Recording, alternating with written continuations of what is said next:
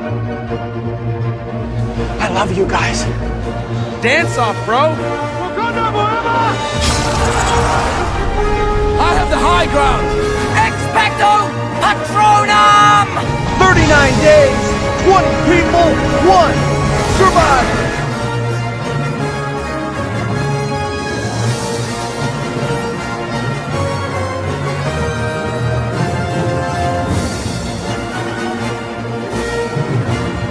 Tribe of Nerds. Hey everybody, welcome back to the Tribe of Nerds for a podcast continuing the X-Men series. Kevin, Pirate, Sara, Will, and I are here to talk about X-Men First Class, the prequel to the original trilogy. So this is going to be exciting. I think people view this one pretty positively, as the critics and audiences are both pretty equal on this. The critics gave this an 86%, the audience gave it an 87%. And the box office, it made $353.6 million. So not as much as Last Stand made, but still a pretty good amount. But yeah, let's go through our impressions. What are your guys' impressions of X-Men First Class? I'm surprised. Do we have with the box office, that's the box office? Because I'm wondering, obviously that last one sucked, and then with this one being better, I wonder, obviously the fan base lost faith in it, but overall, did the gross income come back? Because after a while, when people did watch it, because I feel if they kept making them, it's clearly popular, so Right. Well, so from this, they made 3 more. So I think at least from this one to the next one, the audience grew. And then I think it grew enough to support, even though the third one was to be it was still enough to be let's do it again. Yeah. So yeah, this audience probably, I would say, almost definitely grew in streaming and video rentals and whatever. Right. Blockbuster, yeah, for real. And yeah, what is it? 2011? Yeah, it's 4 or 5 years after. It's 5 years after Last Stand and 2 years after the failure that was X-Men Origins Wolverine. I watched that too. I didn't watch that again yet. I actually should, but I did, and I was just like, son of a bitch. I'm liking a lot more in this movie than I want to admit. Well, okay, so I did it backwards though, because I watched First Class and then Origins Wolverine, and I was like, that was the wrong order because Origins is not nearly as good. No. You went downhill. You went downhill so quick, man. First Class is so good though. This movie, it's so good. I remembered it as being more like they have during the training montage. It's almost like comic book panels on the screen, right? So I remembered it as being, and they actually had yellow and blue costumes, which weren't super accurate, but they were yellow and blue costumes. So I was I remembered it as being a little more comic booky. And I forgot how super first of all, how serious a lot of it is, but also how it's so well done. The way they parallel Charles and Eric. Yes. Right? It's done so well. So I forgot about that until I rewatched it. Yeah, I totally agree. I mean, even I know you were sending messages before I had even rewatched it when you were rewatching it. And I'm just then when I saw what you were talking about and remembered that again, I'm just this is so good. It's so it opens with both of their childhoods. It's the same scene because we just watched the first X-Men. So it's the same scene that they put in the first movie. Yeah. It's in this movie. So it starts with that, and that's Eric's childhood. And then it cuts to Charles's, and he is so rich that his he has a nanny that takes care of him. His mom doesn't even know who he is. And he lets Raven, who will become Mystique, he says, yeah, you can move in because we have plenty of food. Right. So you're so rich that your mom won't even notice that you adopted a sister. Right. So the juxtaposition of those two, and then continuing on, I'm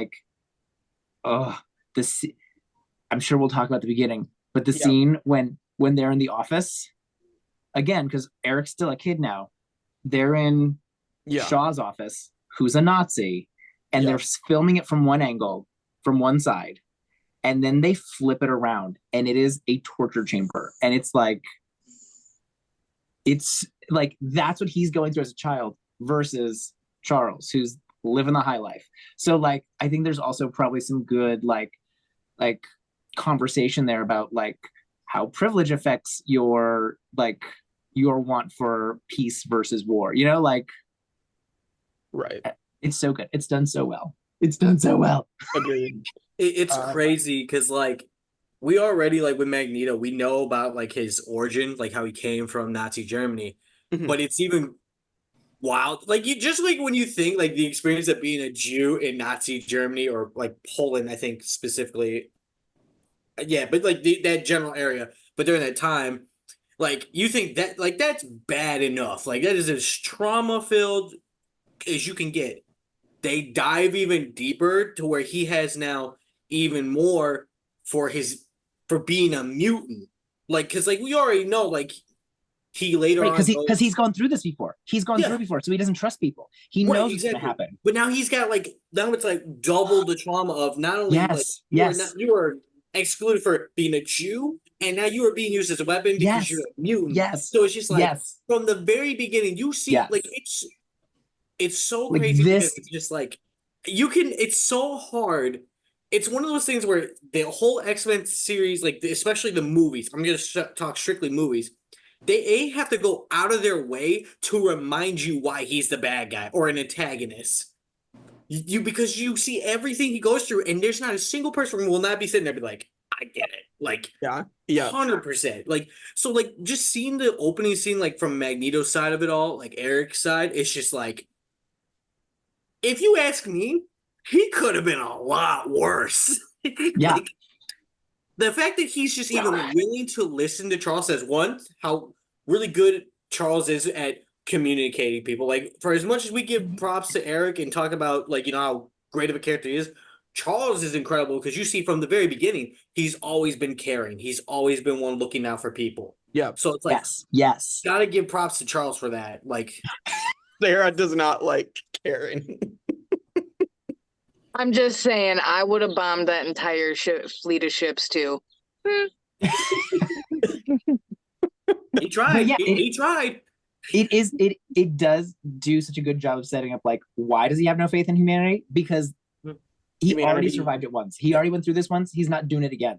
This whole movie, though, like, you know, yeah, for real. When people are like, "Sarah, you're so mean," I'm like, "Listen, it could be worse." Okay, so so it gets worse than you are now. God. that one. Yeah. But even and like continuing that too to when they're young adults, like as young adults, Eric is hunting down the Nazis who escaped Germany in Argentina, and hunting down Shaw, and Charles is going to the bar to celebrate getting his degree, and he's hitting on girls, and Yeah. he's fighting It's with so his sister wild. because Like, honestly, like in terms of like the early young, I loved it too because you definitely seen like how they were younger. Like you see Charles, like because like how we always had Charles for the longest time was this mentor, this leader, this just adult, like about as an adult figure you're gonna get in the X-Men. Mm-hmm. And like seeing him in this younger, youthful, playful side, you're just like, it's kind of refreshing, especially with him walking, you know, like you're just like, the man is as free as can be. And you know, it's just like love it. so it's nicely done, the duality that they're living lives like, because like he's a mutant, Eric's a mutant. One got put into trying to be used as a weapon, so he's living his life as just a tool to kill and get revenge. Whereas Charles has always been a caring individual, and he just has fun with life, and it's just insane to see him just. But also he's been able to, like he's been had able that. to. He's been able to, like he didn't have people, you know, killing his family. He didn't have people stealing. Like at one point, he like when he goes to the bank, he pulls the filling out of the guy. He's like, yes, like all of that came from my people, my family. You stole it and you melted it down, so I want it back, right? Like Charles didn't have to deal with that. Oh, it's so good. We're skipping ahead to a lot of what we're just talking about general things. We'll hit scene by scene, but like just overall, the movie itself, like I was pleasantly surprised, like how well this prequel went. Usually prequels are just like this is specific, but it's to show the greater like how good the storytelling is in this movie and how good it fits in with like the existing lore, right? Like, because we already know that he, you know, he has the tattoo on his arm that he shows in X3, like no needle will touch my skin. Like, you know, we already know he's been through the Holocaust. We saw that scene in the beginning of the first movie when he reaches and pulls the gate. Like, so we knew that, but to like really see it and like not just him pulling the gate as a child and then him having the tattoo as an adult, but him like actually being there and being tortured, having his mom killed, and like him actually going and like hunting these people down, not just hearing it, but like seeing him have to do it. Like it fits in. It tells a great story in this movie, and it fits into the rest of the narrative of the X-Men so well. But the main thing, like let's say we'll move on like a little bit, is just the thing is though, you ultimately see where this movie's strength and like ultimately its downside is though, and it goes on for like kind of like I wouldn't say the rest of it, but specifically this movie, the strength of it is again Charles and Eric. Yeah. Outside of that, it's not that there's parts that are bad. Will get into some of like my gripes with it, but like overall though, like the strength of Charles, and because that's the main selling point, it's Charles and Eric. That is the selling point. That is the whole big plot. That is ultimately why a lot of people probably wanted to see it. They wanted to see young Magneto and young Charles. Everybody else, essentially, there's nice supporting roles. I'm not saying everything was bad, but they might as well have been cameos. Because to be honest, like compared to like the two main stars, like this story kind of like teeters off. Like once they're not really around or they're not on screen much. Yeah, and we'll talk about the castings, of course, that made these two just work in this movie. But like as you guys said, like the other roles, I mean, most of these characters we're never going to see again, and it's so disappointing too. Yeah, the only one I think that comes back is Havoc in Days of Future Past, and so you know I won't spoil that for Sarah, but so that comes back, but a lot of them they died, right? Like that's what we get told. That's what we get told, but we don't actually see it. So a part of me is like, how many of them really died? Yeah. We'll get there when we get there, but it's just interesting to think about. But Sarah, did you have anything else? Are we ready to get into the plot? I mean, I think Kevin's stupid. I don't like that him and Will are matching. I think it's dumb. There's no circle on I get it why they called him Eric, but for my simple brain, I was like, can we just hurry up to the Magneto part? Because like I feel like can we just call him that? You know what I mean? Like fucking Eric. Oh cool. Oh no, Eric's coming. Whoa, like you know, just fuck off. Says the woman named Sara. I do fuck off. I do think like back to kind of what Will was saying, like with the cast, everyone probably came to see it for the whole Charles and Eric thing. But along with those supporting characters, they did bring a lot of like star-studded cast along with people that were big at that time, like obviously Jennifer Lawrence, she was so young then. And then like, I'm sorry, but I can't unsee this kid. The Saw Fire Spin John Kramer boy. The fucking fire. I'll look that up. I'll look up the fire spinner boy. He plays the love interest in the Hannah Montana movie, and I can't unsee that. So I'm sorry. Are we talking about Havoc? I don't know. The one who has to shoot shit at the mannequins. That one. Yes, that's Havoc. Okay. That's Havoc. He's the love interest in the Hannah Montana movie, and I saw that movie first, so he can be nothing but the country boy in Hannah Montana. So, whoops. He was also MacGyver. Oh. Yes, he was in Hannah Montana. Okay, yes, you're correct. All right. Well, there's we'll talk about all the other castings and where like they were. I was a classless little fuck, and I was like 17, 18 when that Hannah Montana movie came out, and you bet your ass I went to see it in theaters, and I was the only one there. I wonder what Cody would think about that. Anyway, I would hate it. I'm sorry, Cody.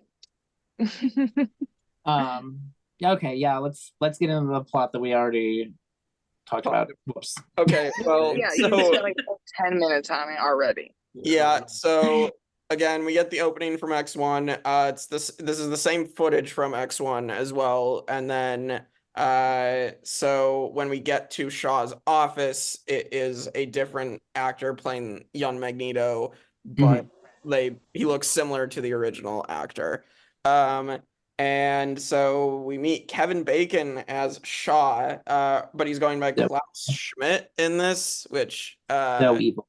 yeah. I just want to say Kevin Bacon being maniacal is really funny, knowing that Kevin Bacon is like popular because of Footloose and just like and knowing When he yeah. when he is sitting in the office and he shoots Magneto's mom, Yes. and he loses it, like Magneto loses it, and things are flying everywhere. He's got that whole like medical room through the glass wall where like saws and like stuff is flying around the room.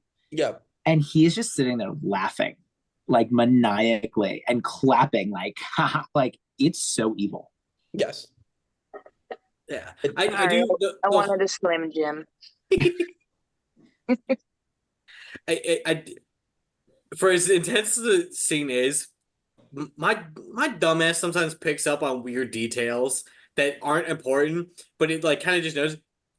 Y'all know, like the kid is yelling 9, like no, like the whole time, and it's just like it gets to the point where I'm just like, okay, this sounds like someone doing a dramatic no in a different language. Yeah. Just sounds like really off. Like I'm not like hating on the kid. Like you're speaking the language, cool. Like, but it's just like 20 seconds in, and he's still yelling, and everything's shaking. I'm just like, oh man, this is not a word meant to be just yelled dramatically. I don't think we could we have just done the English word just this once, please? Like, but like. It's because it's funny because it's just 9, and then he just ends with 9, and it's just like, okay, Yeah, that okay, cool. but he's a anyway, kid. but more seriously though, what I did enjoy though about that, like what one of the cool things and frightening things to see is like how him using his powers just started escalating little by little. As like he was feeding into just raw emotion. Like it started off with it wasn't the quarter or the coin he moved, it was the bell he crushed. Then it was a filing cabinet. Then it was the dude's helmets. And then it was just everything in that fucking laboratory side. And like Kevin said, Shaw's just laughing. Well, like you later see why the man's laughing when you got what he's got, like in terms of power. You ain't fearing shit. That's another great storytelling thing, though, is that like when you see his power later, you're like, oh well, that's why he wasn't worried at all because he didn't have to be. Yeah. Oh yeah, no, he was not worried one bit. Yeah. That man was stress free. He was just like, he's like, you just took care of my 2 weakest links in this fucking security force right here. Didn't like them anyways. Yeah. That filing cabinet I didn't want to sort out anyway, so thank you, because he had to relabel that shit. And then he's like, I was planning on redecorating anyways over in my laboratory, so thanks. You saved me so much time, kid. Like, the man was just thinking about, he was just seeing convenience at the spot. Meanwhile, poor Eric is going through, like, trauma on top of everything. It's bad enough, dude. You're in a fucking Stop camp. calling him Eric. Just fucking call Baby him Magneto. the name. No. He will be just like Eric. the thing that you were like, oh, fucking 9, it's not very scary. Well, neither is fucking Eric, okay? Like, you know, it's just not. It's like being afraid of someone named Kevin. Like, it's just not, it's not possible. Oh my gosh, I'm not going for scary, so that works out perfectly. Thank you so much. Oh, cute. Yeah. All right.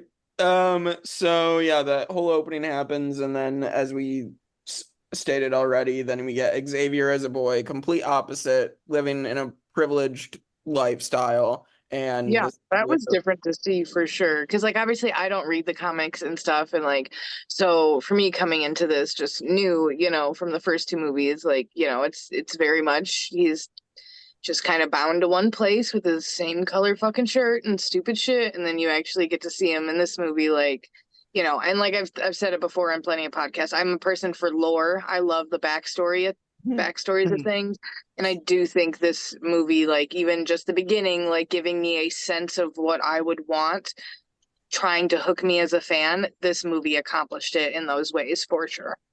Yeah. Yep.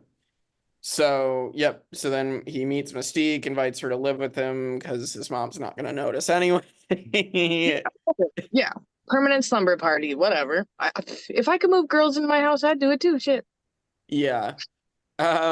So then we fast forward to their young adult lives, and Magneto is hunting Nazis. He's tearing fillings out of guys' mouths. He's literally killing the three guys at the bar. And Dog, hold up. Oh my God. First of all, one of the best things that I loved about seeing young Magneto is when he's older, like you just look at the man, you're like, okay, like he's got magnetism, thank God, because he looks very Yeah. frail, like he's just an old man. Seeing a young Magneto who physically just looks like he could kick somebody's ass too with his hand is just amazing. And also the fucking intensity of that Argentina like bar scene is just like that is just fucking beautiful. Like Yeah. honestly, And that's straight out of a comic book too. When he throws the knife and then like Magneto pulls it back, straight out of a comic book panel. Straight like or making the guy who's holding the gun, forcing it, yes. shooting the other like guy. because first of all, that just shows you like how much like control he already has because like that's like That'd a be so strong cool to do. magnetic pull to where somebody's physical muscles cannot like resist the pull of that, like of him pushing the gun towards that direction essentially. And then like I also do really like that they kind of zoomed in and showed that the man's finger wasn't on the gun. I liked seeing the trigger pull because it also it's like kind of like in a way it's showing precision already. And this Yeah. is a Magneto who hasn't even like really tapped into like what he could do. Yeah, And yeah, he's that is already a big spell. Big. yeah, and it's just like the dagger alone was just fantastic. I Like do just have one question though. Who's that fucking guy that's like Little Nicky, the devil guy? Like what the fuck is that? Like why is that? I don't like that one. Azazel, the red guy. Basil. Yeah. Not So yeah. The Well, fuck is that? Azazel, we'll get so there. yeah, We'll get there. Azazel he's a bad guy. I know, So I just he's also but supposed to be Nightcrawler from the second movie. That's supposed to be Nightcrawler's dad. Yeah. Yeah. yeah, is but like probably why they had him in the- is he supposed to be like the devil? Because like it's just Well, what I got. It's a You funky know, looks like- thing. We'll get into that. We'll explain it when we get to it. I just love you guys. Sarah, shut the fuck up. We'll fucking get there. Yes. I mean, or So- just stop it, Sarah, shut the fuck up. Just stop there. I mean, whatever, Kevin. I'm sorry that I wanted to ask a question. That I'm trying to be nice and listen to your stupid bullshit. So yes, so of course through this we're getting introduced to Michael Fassbender's version of Magneto. Just wonderful casting for the younger version, and just like Yeah, because you love like when you do something like this where you're casting someone that's younger or even older, like even as fans, you love to see the small similarities, like feature wise, like, oh, okay, yeah, no, I can picture that's yeah, for sure, that's him. You know what I mean? Like I love that. And younger even Ian just McKellen. like Yeah, just the way his eye set is, you know, how just they like him and Ian have the same like lower eye set. Like it really was just perfect. His acting was perfect. Like you could just see like the emotional strain with things. Like I did begrudgingly enjoy this movie. good. Thankfully, we're not talking about Origins Wolverine because that'd be the exact opposite reaction. But yeah, so Magneto's hunting Nazis, and then we get to Xavier, and this is the other great casting, of course, James McAvoy playing the younger Xavier, and James McAvoy is a fantastic actor as well. We've seen him do stuff like Split, where he's literally playing multiple personalities, and just like, I can totally buy him as a younger Patrick Stewart as well. And just like, it's really cool to have him trying to pick up chicks at the bar and like living the party life, and you know, then you have this relationship with Mystique and him, Raven and him, and played by Jennifer Lawrence, as we already said, who is coming off of Hunger Games, being like the new it girl. She's also an Academy Award winner by that point, isn't she? Is she by that point? That's didn't crazy. she win? Didn't she win one young? I thought she did. She Or probably it might have did. been around that time, like maybe a little. I think she already had it by that point. So she's an Oscar winner. She's one of the biggest like movie stars in the world at that point. No, And yeah, like that was her time, like where, and honestly, like I didn't hate the casting choice for it. I because like at the time, like I was on like Jennifer I was like all for it. And Yeah. like, I mean, I still like, we could talk about like when we get there, but like we definitely do see the amount of care that kind of goes into it like later on. But like in this movie specifically, like I got no complaints with Jennifer Lawrence and what she did there. She worked in this movie in particular. It's kind of I guess we'll get there when we get to later movies, but like Yeah. Let's just talk about how good this movie is. yeah. That, But any other thoughts on James McAvoy as Xavier here? it's just such another power casting. Like it's crazy, like on how strong like of a casting job they do when it comes to Magneto and Charles. Like across the board, like they nailed it again. Like because this is like technically a restart, a reboot in a sense, or not. I wouldn't say full reboot yet, but like Yeah. like you're starting anew, or you're bringing it back, and like you easily could have like it could have easily have gone south because you have to like follow the acting of Ian and Patrick Stewart. Yeah. Yeah, so it's like you have to like follow that. Granted, this is a younger like version of them, so expectation like you wouldn't expect them to be exactly the same as their older counterparts, but still like in terms of like you want to see elements of their characters to where it's like, oh, I could believe this young person eventually grows into that person that I Yes. and I think they both nail it very well. Yes. Do an Yes. amazing job. Yep. I can totally buy it as well.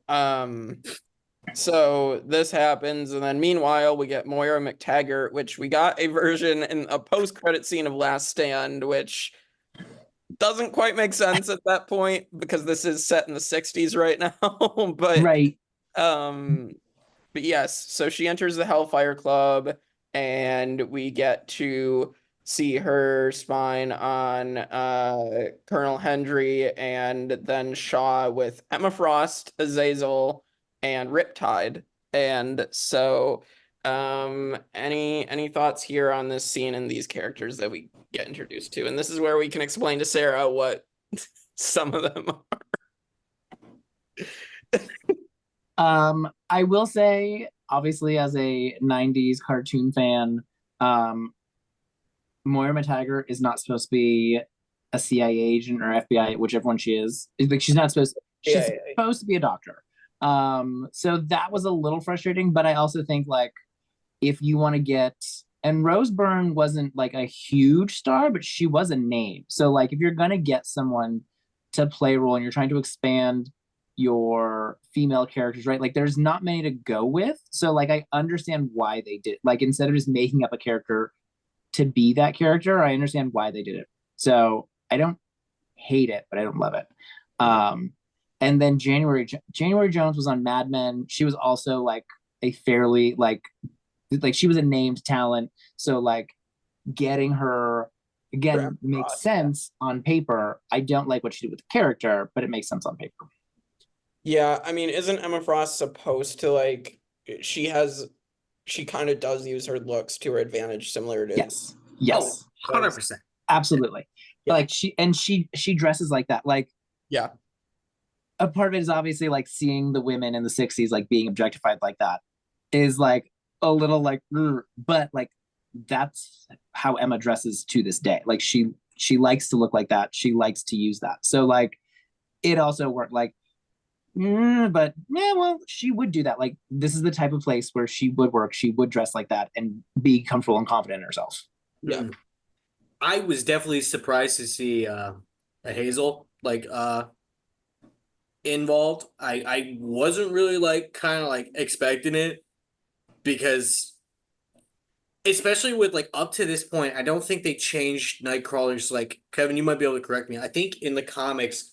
Up to this point, it still was the story. The main storyline was that was Nightcrawler's father, and he had it with Mystique. Yes. So seeing him and then seeing obviously what we have, she's not like a child by any means, but like a younger, Mystique, and it's just like it kind of like was one of those things of just like, oh, this kind of like messed with my head a little bit because all I kept thinking was I'm like. So they have a kid together at some point, And like it was throwing me off at first because I But was like, it's a soap hard opera. not They to, want you to think that. because it's a devil-looking teleporter. How do you not like immediately start thinking it's like, oh, Nightcrawler at some point? You know, like you get kind of Right. like so Right. like And yeah, I think it was done on purpose because we got Nightcrawler, and you know they're looking for characters to fill out the bad guy team. So Right. like we already had a Nightcrawler. We know who Nightcrawler is. We're gonna have Mystique, so it makes sense to also introduce his father right, and and let the cool audience with fill in it. the blank of how we get from here to here.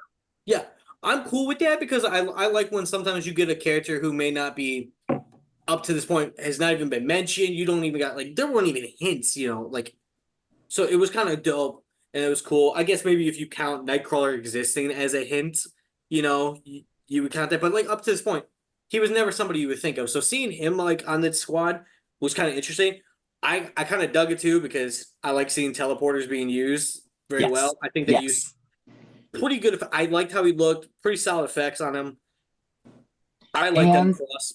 I thought it was cool. I really like too, and I know I said this before, but like one of the things that the X-Men don't fall in the trap of is the like having just two people with the same powers facing off. So like there is no teleporter into their team, right? Like when skipping ahead, like when they have to fight him later, like they have to find a way to use their powers that they do have Right. against him. So like Yeah. And like with Emma Frost too, like again, it didn't surprise me. Like it was cool seeing her because like it made sense like she would be in the position where she is like as like this figure, especially with like the aura they were going with of just like this is an organization that's been growing. One of the most recognizable Hellfire Club members. Exactly. Like if like those you got the are Hellfire two. Club, you're gonna have Emma If Frost. you have the Hellfire Club, you have Shaw and Emma. Like yeah, you need them. Like there was no surprise there. And I get what you mean. Honestly, I guess I fell for the trap. You know, I was like, oh, that's a pretty woman. You know, forgive me. Forgive me. It worked. I think we can recognize that. So And like, but like acting wise, like I was like, it's not like I was blown away by any stretch of the imagination. I honestly like.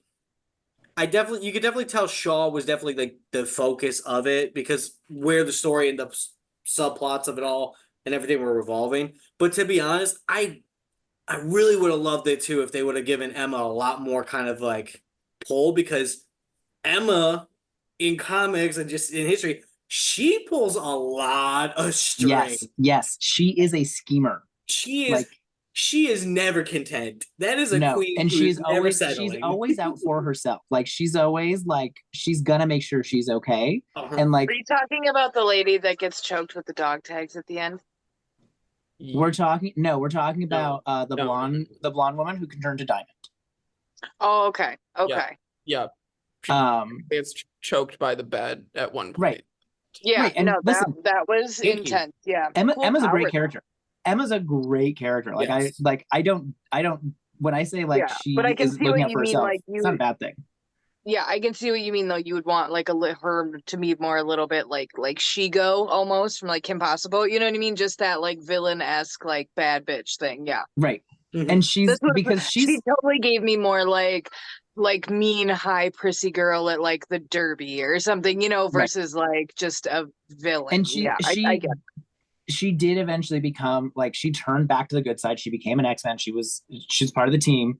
I think she still is now. But well, thanks, but, like, Kevin. I did not know that, but you know. But like no, like in the comics eventually, right? So Okay. like she eventually she's supposed to be kind of like she's not just supposed to be the main bad guy's henchman. She's supposed to be trying to get the best deal for herself. Yeah, she's So, like, always she's- played the fence. Like even like I Yes. think in a lot of her runs with the X-Men herself, like she's always been like kind She- of like she her gets- own thing for a bit. Like She's Yeah. having an affair She'll with take the Scott. best deal like, for it's- her. Yeah. She's Yeah. messy, but like they all are. It's the X-Men. yes, but like I wish we had seen more of that kind of like the nuance of that character instead of just being Shaw's pet. Yeah, I'm just Shaw's right hand woman. Like Yeah. it's just like it's Yeah. like honey, you're They just, more than that. And flaunted a lot her of us around know in that lingerie for sure. Yep. And we don't care about Riptides. Riptide doesn't even have any lines. Like I was paying attention to it. I was like, I Yeah. don't think Riptide talks. Riptide doesn't talk. You need just sometimes just a henchman to throw shit around, you know? And Yeah, it's like, I think he was played by an actor who I think was. I don't think the actor spoke English. I think if I remember I from think from 2011, I think I remember that. I think he was going to an acting school to learn English as well at the time. So, yeah, so that happens. They basically Shaw gets Hendry to advocate for nukes in Turkey, and then they have Azazel teleport him back to the war room, and so Moira gets called crazy by all the men. yep. So then a short time later, Hendry goes to, because he wants money from Shaw for this, and threatens to pull the pin on the grenade, and Shaw's like, okay, do it. So then we find out Shaw's a mutant. Fucking do it, right? Yeah, and absorbs the grenade and then uses it and just blows Hendry up. So, which is just that. I think Shaw's power set is just really, really cool. Just absorb all this power and just like put it into someone else. Like, yeah.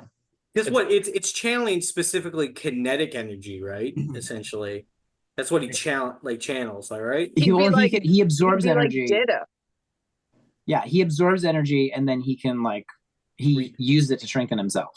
Yeah, this is where also once again, when you just have so many characters, especially in the X-Men world specifically, there's so many characters that either manipulate kinetic energy, absorb kinetic energy, redirect it, shit like that, Like, I know we'll get to it later, but for example, it's then there's Bishop that we later get who does similar shit, but it's different. Yeah. You know what I mean? Yeah. So it's when I seen this, and I was like, it was just another one of those power sets. I'm like, okay, cool.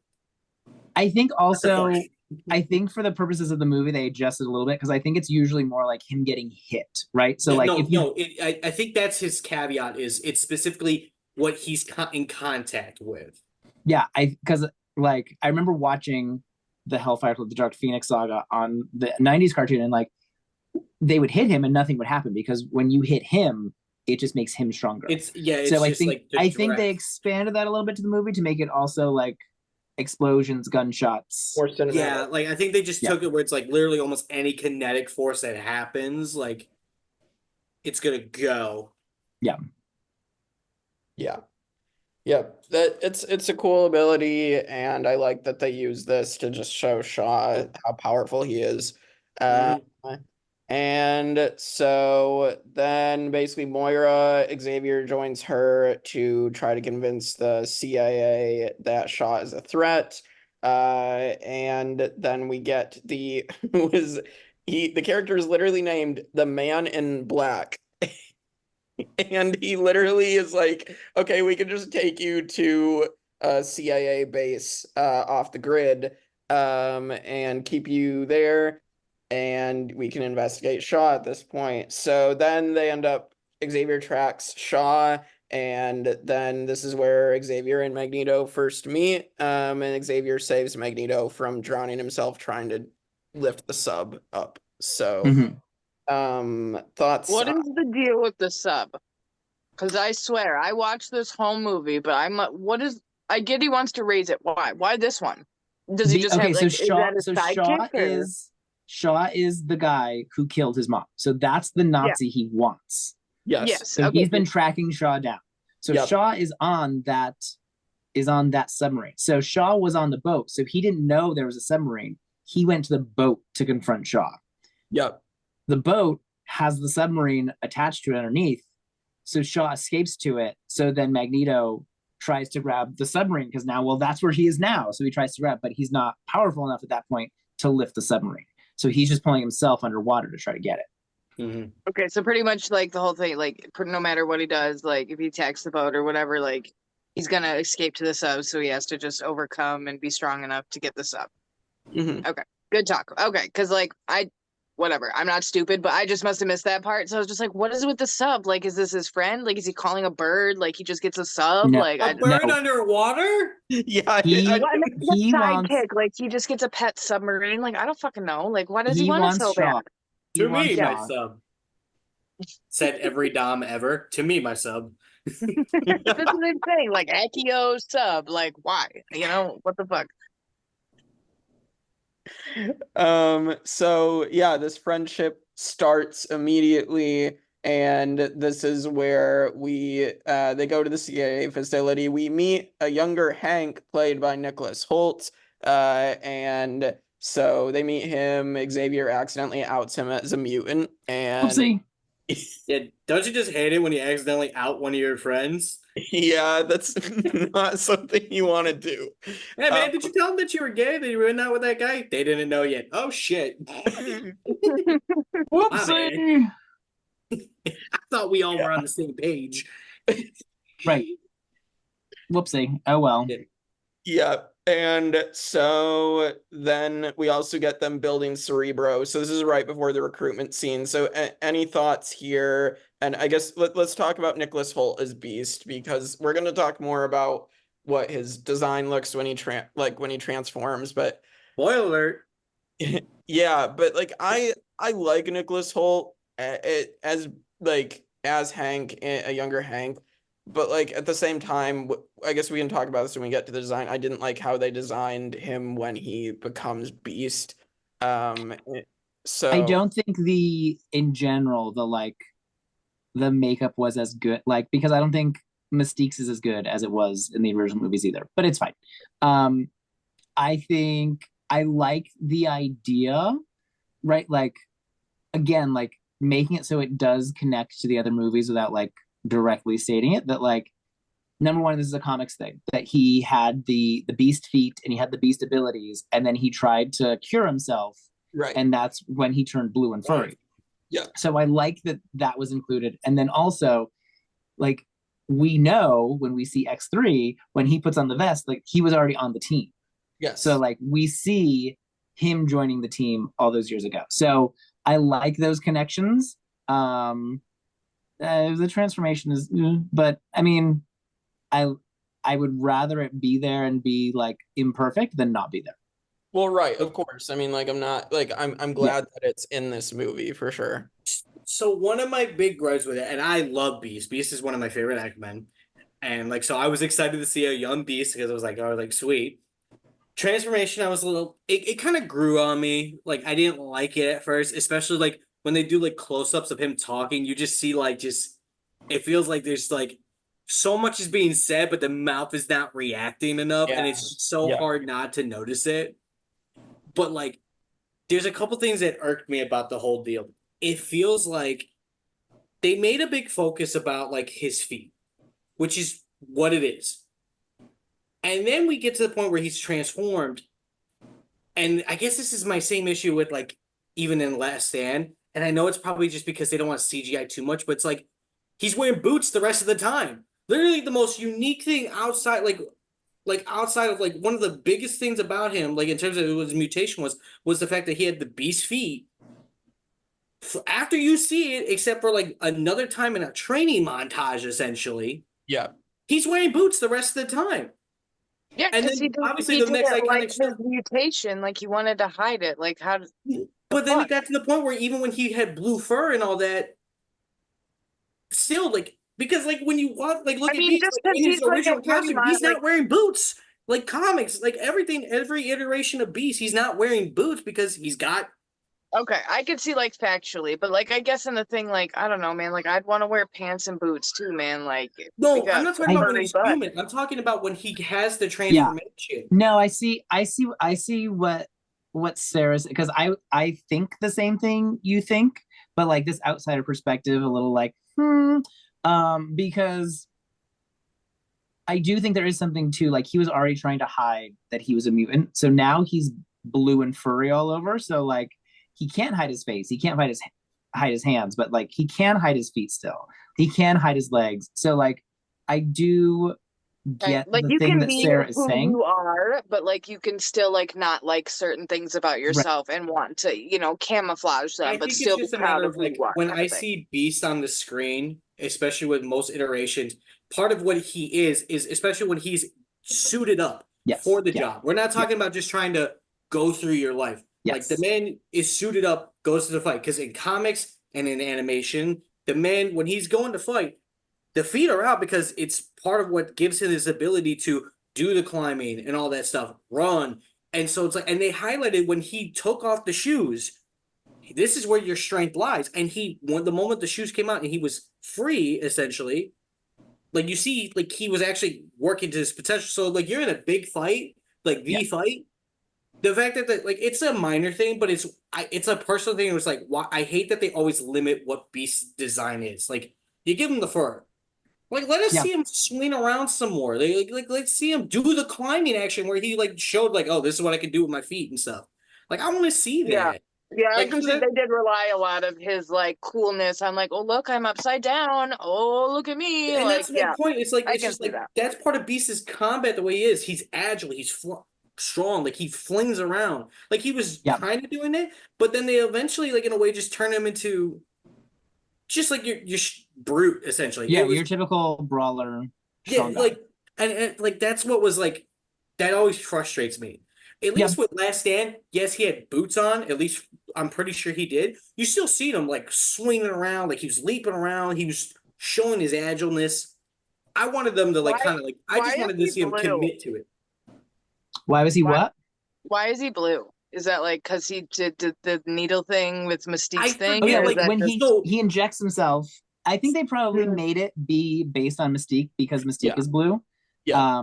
That's probably why they did it for this movie. Thinking like I was just wondering if there was like a reason he was blue because I mean sorry to jump ahead, Jake, but like I was just thinking like because he used like Mystique's like bullshit that maybe it had something to do with it, but I also thought maybe it was from a film thing because they were sitting talking on that couch and he was like, "You're ugly, bitch," and then he did the thing, and then it turns out it's like, "Oh, you're ugly too now, bitch." Like I thought they were trying to give you like, "Oh, he's the same as her now." Like so, I was just wondering, is there a specific reason? It's probably a little of both of those specific to this movie, but in comics, but like in general, no. like when he first got fur, it was gray. Actually, it wasn't until later on they gave him blue, and I think it was just like an artistic style because they wanted him to pop more. So like, there's real no specific reason why his fur's blue because it started off gray. So it was just an artist choice. I would have picked like a blue purple though, because it just really it does like look like a lot of Mystique. Like, and if those two aren't gonna fuck, then like what's the point? You know what I mean? Like they should have just picked a different. They totally do play into that though. Like it seems like that there is like that like love interest right there. Like because like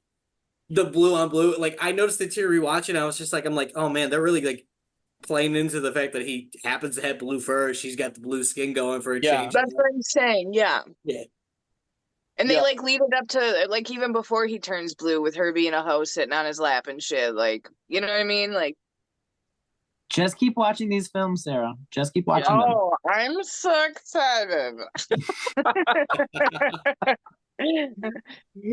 All right, so then we get to the recruitment scene where Xavier and Magneto use Cerebro to track down the New Mutants. We get Havoc, Alex Summers, which is Cyclops' brother, and so they get him, and then we get Banshee, and then Angel Salvadore, who is played by Zoe Kravitz, who goes on to be Catwoman in Robert Pattinson's Batman.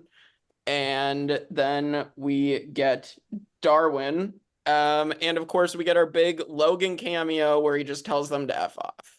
Yeah. Hilarious. So fun. I like this like weird amalgamation of superheroes of X-Men because like the original team like in the comics was Iceman, Beast, Cyclops, Angel, and Jean Grey, and then they kind of went away, and then the new team was Wolverine, Storm, Colossus, Kitty Pryde. She came later though, but it was all international. So Storm, Colossus, Wolverine, but one of them was Banshee, right? So like a lot of those mutants from that team were in the other movies, but Banshee never was. So like him being there was cool. And then the actual like the secret first class of Xavier's included Darwin, right? So it's cool to get him on the team, right? So it's cool to get some of these characters like in the first class movie, right? It's cool to get them. They kind of wasted Darwin. Oh, Well, Kinda really- yeah, we'll kinda talk really. about Darwin in a moment. no, man, that pissed me off more than anything else. Like, That's, do we want It's to get the- there when we get there? yeah. Sorry. You're but good. I generally like the team. I like Yes. I like that it ends up coming down to like mostly white guys. But when they assemble the team, it's a fairly diverse team, right? Like there's different types of people, and like Zoe Kravitz's Angel is like, oh, what's her code name? I looked it up and it's just Angel Salvadore. So Yeah, she went Angel. She went by Angel because that was her show name. That was her stage name. Okay, so got I two was angels thinking- to put on the list now. That's not going to get confusing. well, no, and because That's what I'm saying. Like, come on, you can't have two blue motherfuckers. Like, well, you okay, know? because there is another. Is it Pixie? There's another mutant who has the same powers, but I don't remember because this is 13 years ago that I was, reading this, remembering it. So like some of it is going away, but there is another X-Men who has the power, and I don't remember what their name is. Maybe it is Angel. I don't know. But like, you're not just getting like all the same people, right? Like Darwin is a taxi cab driver. Like Angel is a burlesque, basically stripper, right? Like you're getting lots of different types. Like Banshee is the awkward kid, like hitting on girls at the aquarium and getting nowhere, right? Like Alex Havoc was basically in prison because he didn't trust himself. Like he's basically in prison, right? Like so you're not just getting like a bunch of Charles Xaviers who are like perfect little angels. Like you're getting like who you can get to join this team. So I liked it. And you're not also getting other Erics who are just living as like Yes, killing machines or like looking for like fights. Like they're like you're getting that in between of these people don't really necessarily have like they could go either way. Essentially, they could be convinced in some shape or form. They don't have the luxury life that Charles had, right. but at the same time, they didn't even experience anything close to what Eric has experienced. Like you're so like not that Iceman. Magneto. So like Iceman obviously is not in this, he's not the right age, but like someone like an Iceman wouldn't join this team, right? Because like he's a fairly like well-off kid in the suburbs living with his parents, right? Like they're getting this other group of people to join them. So I like it. I think it's cool. Yeah. Yep. So with this recruiting, then Xavier and Magneto go off to they find Emma Frost. And this is exactly what Shaw wanted, was for Xavier and Magneto to leave. So while they go capture Frost, is it in it's in Russia, right? Or is it Yeah, because she's trying to get one of the Russians to like the general. Yeah. To move the missiles to Cuba. Making him think he's having sex with her. And she's just like sitting like the 60s equivalent playing on her phone in the corner while she's got her like not hologram, but like she's like got him convinced. She's disgusted, just like Ugh. boys. Horny old man. Yeah, right. Typical. So good. Yeah. Can't even make my conscience come. So Eric, then that's where they get they tie her to the bed, and Eric almost like chokes her to death with the bed frame. And so I have a this much problem with Emma in this movie, in that they, number one, and they're good about it with Mystique's powers, right? Like Mystique's change doesn't happen with her clothes as well, unless the clothes are part of her transformation, right? So like when she's wearing clothes and she transforms, like her clothes stay there and they're still her same That's why clothes. most of the time when she's operating, she's naked, because it's like, hey, right, I'll put on whatever the hell I need. Exactly. It makes so much sense. But like Emma, for some reason, her clothes turn to diamond, which I don't like. And if you pay attention, sometimes her hair turns to diamond, but her hair doesn't match the hairstyle that she has when she's not diamond. I have a problem with that. But then also, like, you're telling me that a cheap little bed frame was gonna break diamond? Yeah, that doesn't. So there was some like, but like for the sake of moving the plot forward, fine. Do you know anything about like I don't know anything of like too much about like elements? Does brass have anything to do with diamonds at all? Maybe it's supposed to be some play on that at all. No. Although Okay. I also do know too, though, now that I'm thinking about it, this was supposed to be a big like astral plane fight, and they cut it for some reason. There was something else. Oh, it's supposed to be Xavier versus Emma, and like Yes, there was supposed to be a big astral plane fight between the two of them, and that's why instead we just got, Magneto choking her with the bed frame.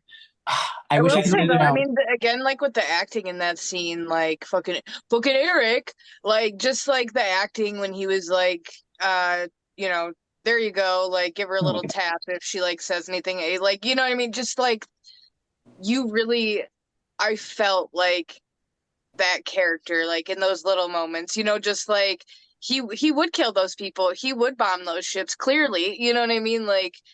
Whatever. Like I think that character was portrayed really well. It really sucked me in. Yeah. Yep. So so meanwhile, Shaw uses this opportunity to attack the CIA. You get the horrifying scene of Azazel going and just dragging the CIA agents up into the sky and just dropping them. Just like that was awesome. It was just, that would be horrifying. It's an effective way to use teleportation. Yeah, if you were gonna bother someone, what is the best way than to like drop 100 dead bodies into Kevin's yard? It would be so good. You know what I mean? Like that would be so good. Also, with the powers they have, how do you fight that? Like the only one who can is Angel because she can fly, right? Like Banshee doesn't know he can fly yet, right? Like the others obviously can't. Like it's terrifying. Yeah. So that happens, and so basically Shaw wants to find all these mutants now that he's heard so much about, and this is where unfortunately Salvatore basically Angel, she turns on everybody else, and then Darwin decides to try to trick Shaw, and this is where Alex Havoc decides to fire his powers at Shaw, and Shaw uses that to kill Darwin, which, as you were saying, should not be a sentence. That should not ever be. I'm sorry, Jake. That should not be a fucking sentence. There's no like Shaw kills Darwin. There's no like Darwin and death just doesn't happen. Anything that's supposed to be his power, and it adapt and evolve to anything. I don't like also just like they literally, the two people of color, one of them turns on her friend, obviously, and then one of them gets killed, who can adapt to anything. It's just like they do the two people of color on the team really right. So like, okay, there's another instance, speaking of doing the people of color dirty. Like I didn't know if it was just me that I guess noticed this, but it is something. I mean, I noticed it, but like when they were doing that speech in there, and or Shaw was giving the speech about like it is the slavery, and it goes to Darwin. Yeah, they cut right to him, and I was just like, that can't just be like, that wasn't just like, that was a purposeful choice, and like so I'm glad it wasn't just me that noticed that, because I was like, that's fucked up, like I get it. You didn't have to zoom in on nothing for me to get it. I noticed that, but I thought that was Shaw doing that, not the movie unconsciously doing that. I thought that was Shaw intentionally appealing to him. Because also like at the same time, like this is still like the 60s where we're just now talking about like, we're talking about like still like getting out of Jim Crow and stuff like that. Like this, that's also like a fresh thing. And like also like breaking it down, that's another like personal like trauma that somebody, especially a mutant, could be facing. Like you're black, you're a person of color, and you're a mutant. Like it's almost like a similar sense of build up trauma, like appealing to that same thing that Eric's going through. So I thought that specifically was Shaw, but I mean, I like Darwin being on the team, but if they wanted to take Darwin out so he's not in the final battle, then don't include Darwin in the first place, include someone else. Like so, because there were others on that team. And like I understand why Angel is the one to flip, right? Like because we saw her job. She was basically a stripper, right? She's been taken advantage of a lot of times. Like she's, so like her seeing like these people are just going to take advantage of me too. I get it. Yeah, she's But gonna do what it ends up that best like it's suits just her in that situation. it's just the white guys left on the team. So like, and it also kind of makes sense in terms of the Hellfire Club usually has a white king and queen and a black king and queen. So like they already have Emma Frost as the white queen. So like it makes sense to have a female character that can dress in all black. So I get it. I don't love it. I think it's one of those things where I think, because I know that was like a big complaint, you know, because at the time, I think at the time too, like representation, like in the films were like still pushing for, and like that's why I know it was up for. I think also more so where I think that was like a deeper thing that people kind of started like noticing too, but I know specifically from just like the comic like fandom in general, Darwin is such a unique character and a very powerful one. To see him done in so easily really ruffled a lot of like of the fandom's like feathers, because it's like it's the ultimate slap in the face. You introduce a unique and powerful character just to get rid of them. Like Kevin said, if you're not gonna have him in the main battle, I wouldn't have wanted him anyways. As an outsider looking in, to be honest, at that little group when they're all in that room or when they're all doing their fucking training shit, like he wouldn't be one that I would peg that they would kill first. If it'd be anyone, it would be the one that looks like fucking Ron Weasley or just one of those side ones.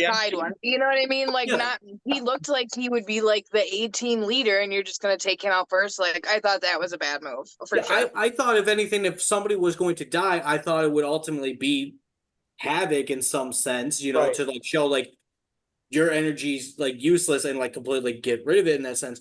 But like, yeah, no, it bugs me so much when, and a lot of superhero movies like to do this. Essentially, they introduce a powerful character and they either are not consistent with what they can do, right, or they just simply are just doing it for like a fucking attention grab, and then it's just like, oh, done deal.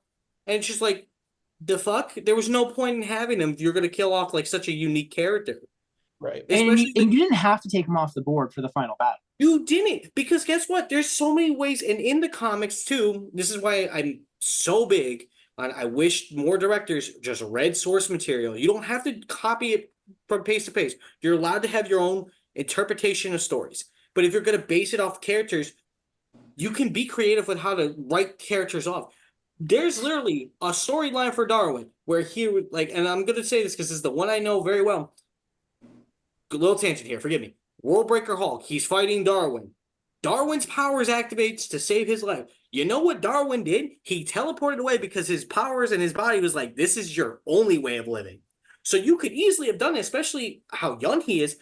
Island fight. Say you have him fighting. Say maybe Darwin's body's like, yo, between the mutants that we're fighting and the humans who are pointing guns right on the ocean, you are not safe here. And then have him disappear.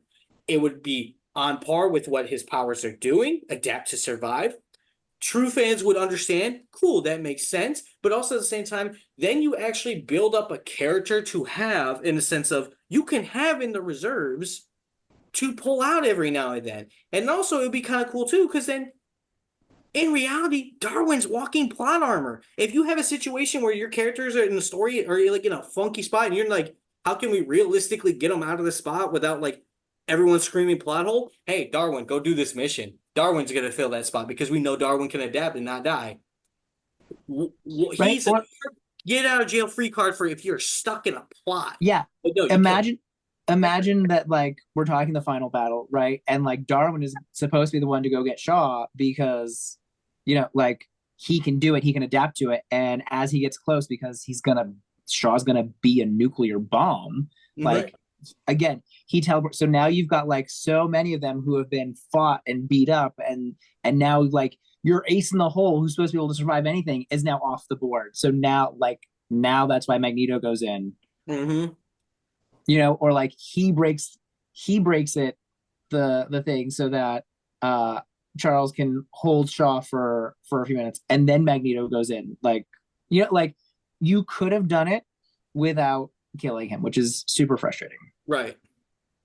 Yeah, completely agree with that. So after this happens. So Xavier and Magneto show up, and this is where we get the training montage of them training everybody else, training Banshee and Havoc and Beast, and just like there's some fun stuff. Some good humor in this part too. Yeah, like this is like really... Banshee falling out the window. Yeah. Hilarious. Right. This is also the first on your left moment before Winter Soldier did it, where Beast basically does on your left to Xavier. So yes. Yeah. We also get the really like the really good X-Men content of like Mystique doing the weightlifting in her human form. Yeah. And then like Magneto startling her, and then she has to like quickly, when she can't concentrate on holding that form anymore, she has to quickly turn back to catch the weight. Like this is why when we see her in X2, she's like, I am this way because I shouldn't have to not be this way. Right.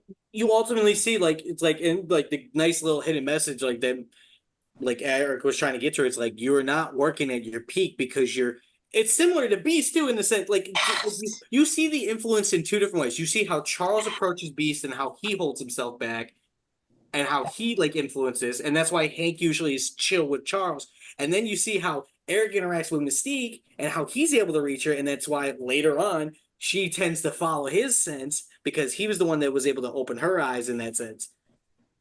Yes. Yes. And it's almost like the way they're telling is like Charles is telling Hank, hey, you can be free if you just learn to accept it. And like, again, probably digging way too deep into this, but this is just how I go. Yeah. This is how it is.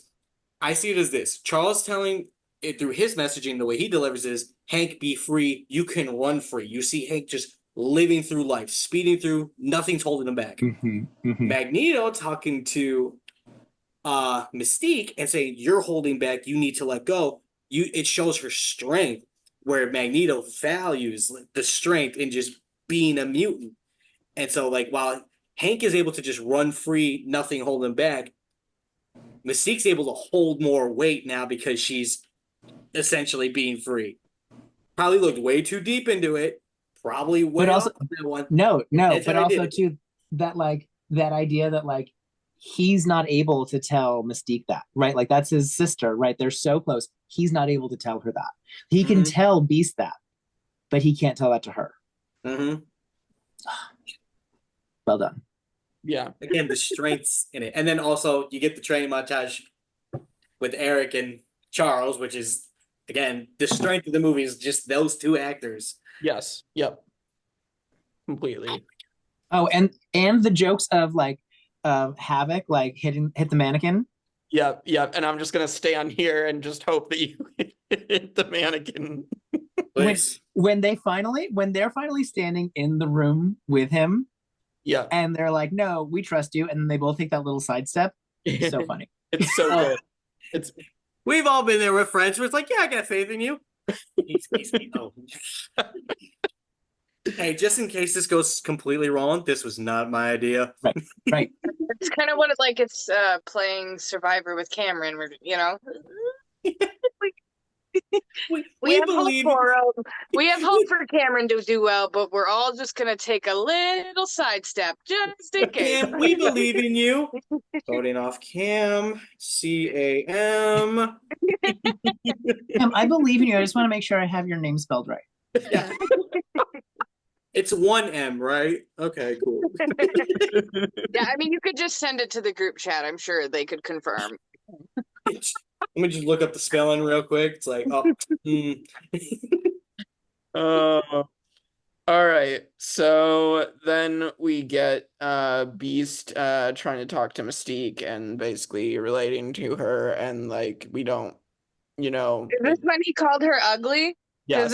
This was a piss poor job of trying, like, the character's supposed to be like that soft, meek, like kind of geeky, like, and he was just like, and like, I get it. He had his own internal struggles with his fucking foot hands and all that. But like this girl that's clearly being nice to you, she put her butt on your lap, bro. How many bitches have come and done that? And you're just going to be like, you like looking like that? Like, kind of like bad game, play her down, Yeah. I think it's what happens when he was essentially projecting his struggles on somebody else because he saw, oh, somebody else who physically doesn't fit in. You must feel the same way. It's like, right. no, dude, you can't assume, like, life lesson here, folks.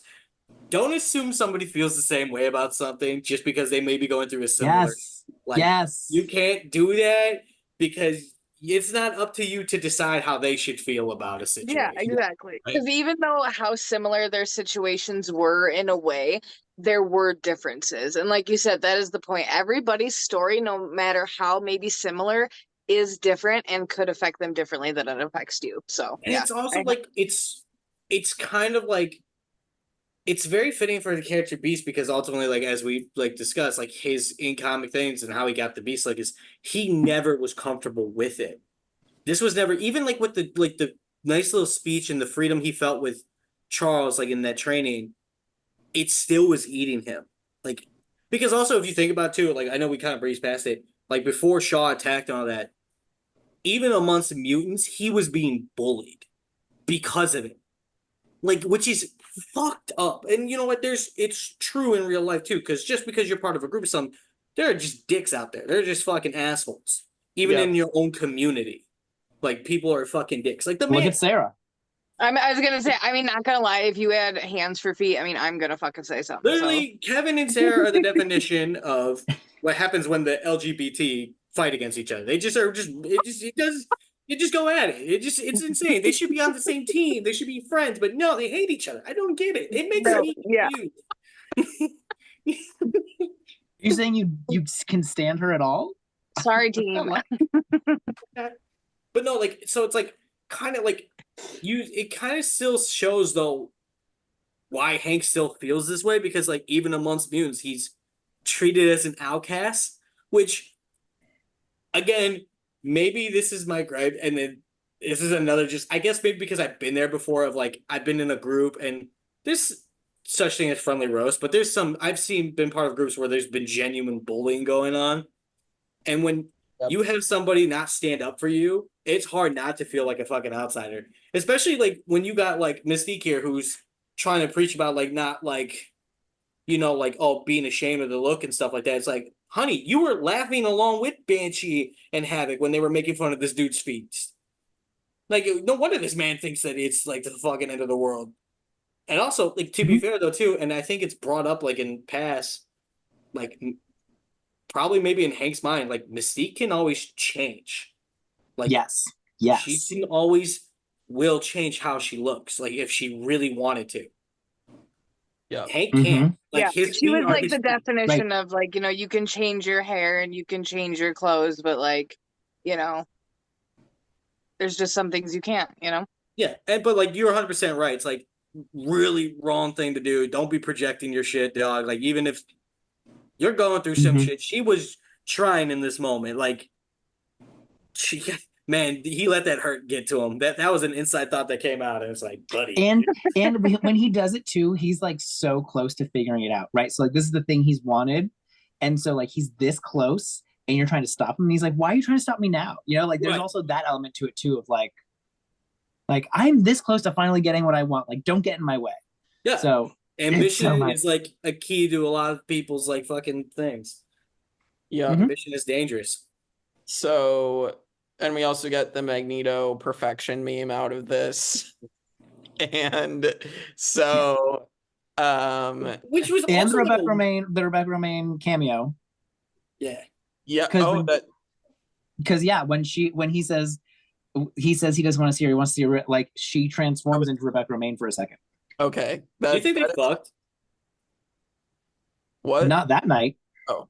No, not that night. Yeah, for sure. But I'm just saying, like, it's honestly like it is heavily implied in later movies. Yeah. Yes. Well, it is kind of funny though if you think about it though. Like she just had a moment with Hank in the lab. This man just was like just insulted her in a way, and she's like, "I'm gonna go fucking bang the trauma dude." Because it's a soap opera. I know. This is what happens in Port Charles. Like, listen, I don't know what you want. Hey, no, this just shows the X-Men have always been messy, even in their origins. Even their mentors are messy. But Yeah. isn't that like kind of like symbolism though? Because that guy was like, "Don't you fucking hate looking like that?" And then she goes and gets in bed with the guy that's like, "No, like let me see the real you." You know what I mean? Like that's what it is. Yeah. Ooh. Look at you catching on to that, Sarah.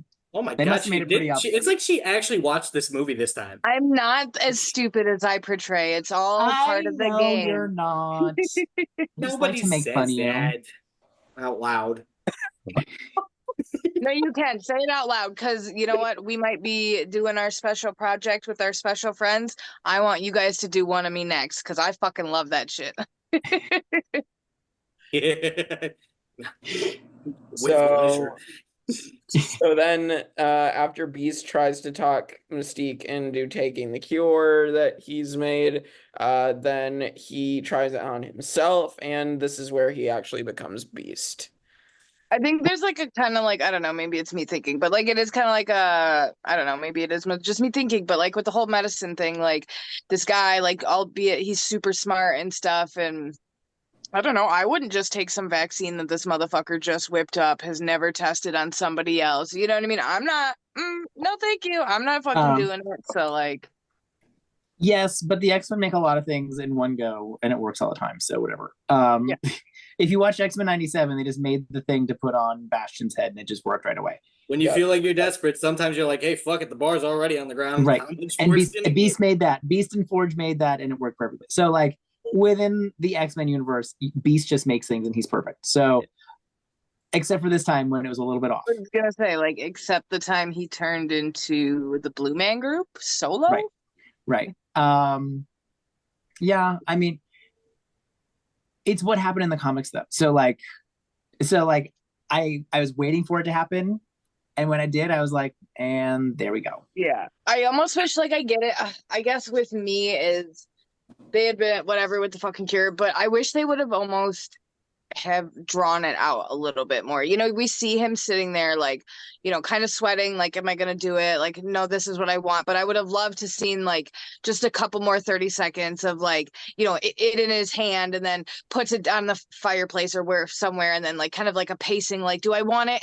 I'm gonna do it, you know, and then just a little bit of teasing, like, is he gonna do it? Because I feel like when they did do the reveal thing and like they did like the big like puffy foot thing, like I don't feel like it was like is dramatic enough. Like I feel like almost it should have like hurt more, like almost like transitioning into a werewolf kind of thing, because like this is the last thing he wanted. Like it should have been more painful in every sense of the word, like physically and emotionally. yeah. For sure. Yes.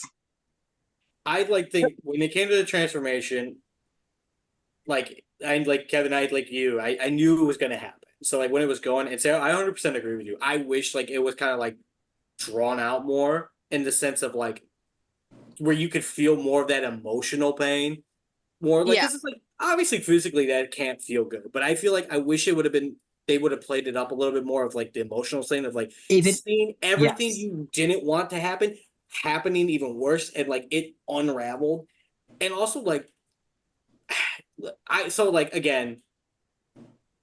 Because I like Beast and like so it's like I nitpick characters that I really like. I do. There's things I like about the transformation, and there's things I don't. I wish I know he's still somewhat young, but at the same time, I wish they made him a little bit more bulkier. Yes.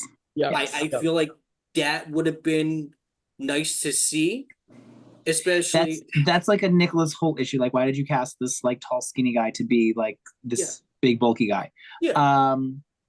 Yes to that. I also kind of like Sarah saying too, like if they had done just a couple of scenes earlier and it wasn't just the night before, and they had a chance, like he had a chance to talk to somebody, have the conversation with somebody about wearing the boots versus not wearing the boots. You know, like they could have done that just a little bit earlier and had more time for that emotional impact. Because and then also like with the transformation too. And I think, again, it's just the downside to when you are a side character, you're not going to get as much of the light as you should, like, would most people would want.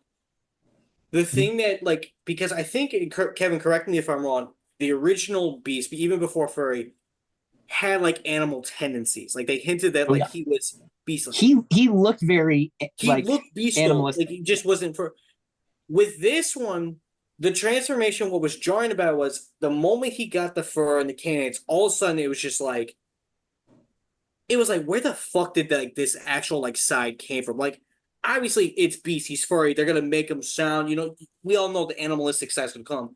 But when you look at what he was and why I wish they kind of like at least had him bulk up a little bit, or like even like in his uniform, it feels like such like a dramatic, like they could have gave you like a little progression, couple minutes, or like, to because like show his him hands too, or like it. it's not just his feet, it's his hands. Like he's essentially almost like a hairless ape in this sense. Like, and so like I was hoping for maybe like it was just like, again, like I said, I know I'm nitpicking, but Beast is one of my favorite characters, so it's like the limited few times we're gonna get him, I want to see him done pretty well.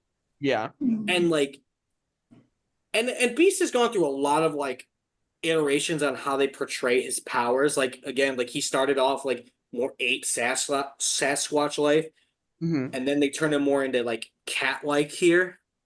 Yeah, like look at that. That's like, so like he is like I just feel like that looks more like that's like a blue suit. So he's not really blue, is he? No, his skin is originally no. So he did in the comics what he did in this movie, where he tries to cure himself, he takes it, and like that's what makes him turn blue instead. Yeah. So like, but like his original form, he was like a bigger, bulkier character. Bulkier person, yeah. And so like, and I'm fine with like if you want to make him younger and he's not like got like a full grown man body, that's fine. But like, I think you guys are just kind of being nitpicky with the bulky thing, because I think it's like when it came out, like you were when you think of someone like evolving and transforming into the next level, you want them to be more powerful, not just kind of be a little taller with blue skin. Like you guys were wanting something like you guys wanted someone to buy a lunchbox with him on, not this fucking guy. So I can see what you mean, like with you would like and it's a nitpick little bigger. And I try to like, because especially like what I was saying, like with Beast, he the way they like project his powers and show it, he's gone through a lot of changes where like early on it was ape-like, but then he went through a phase where it was very cat-like. And hell, even in this one, it's like Sarah, like I know you were saying it like for like a comparison, but it's very accurate. They treat him like a wolf man. Like the way he fights and the way he moves, especially like in later movies, you're gonna see. Literally, like when you watch the next movie, all you think about is like a blue wolf man. Like it's legit blue wolf man. Okay. And like that's like the iteration and like the creative liberties they take with him, which is fine. It's just a personal preference of somebody who likes the character. I've always liked the more ape-like Beast.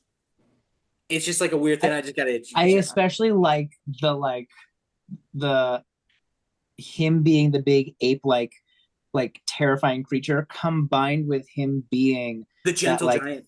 Yes, like the thoughtful, extremely smart. Like I like that combination. So like, well, because it does. I mean, it makes sense like scientifically, right? Because like we are whatever's supposed to be related to fucking monkeys and shit. So that does make sense in that, that even though he is a beast, he hasn't lost his human-like nature kind of thing. Yeah. So that does make sense. It is funnier though than shit though too. And again, I don't know if it's just at this point he just says fuck it, and like 'cause there's like a little bit of attitude where he's just almost like kind of like emotionally dead by how he's just snapping on people. But I love how like all of a sudden he has this confidence just out of fucking nowhere. Like, yeah, I get it. Like at this point, if like the fucking final straw like happened, I'd be like, man, I'm gonna snap on everybody. I'm fucking done with life. But I kind of like it. Just like he's got this swagger now. All of a sudden, where it's like, you sure you can fight? It's like, fucking course, dude. I built this damn thing. Like it's like old Hank wouldn't have said that. Not with that fucking aura. But now, like this point, he's just like, fuck it. I don't know. Done. I just prefer Kelsey Grammer's version of Beast, and just like as much as we talked how good it was last week, and just like here, it's just not to that level in my opinion. So yeah, no, they in terms of like character development and like they cared most about Charles and Magneto, and and then Mystique, because it was played by a huge movie star.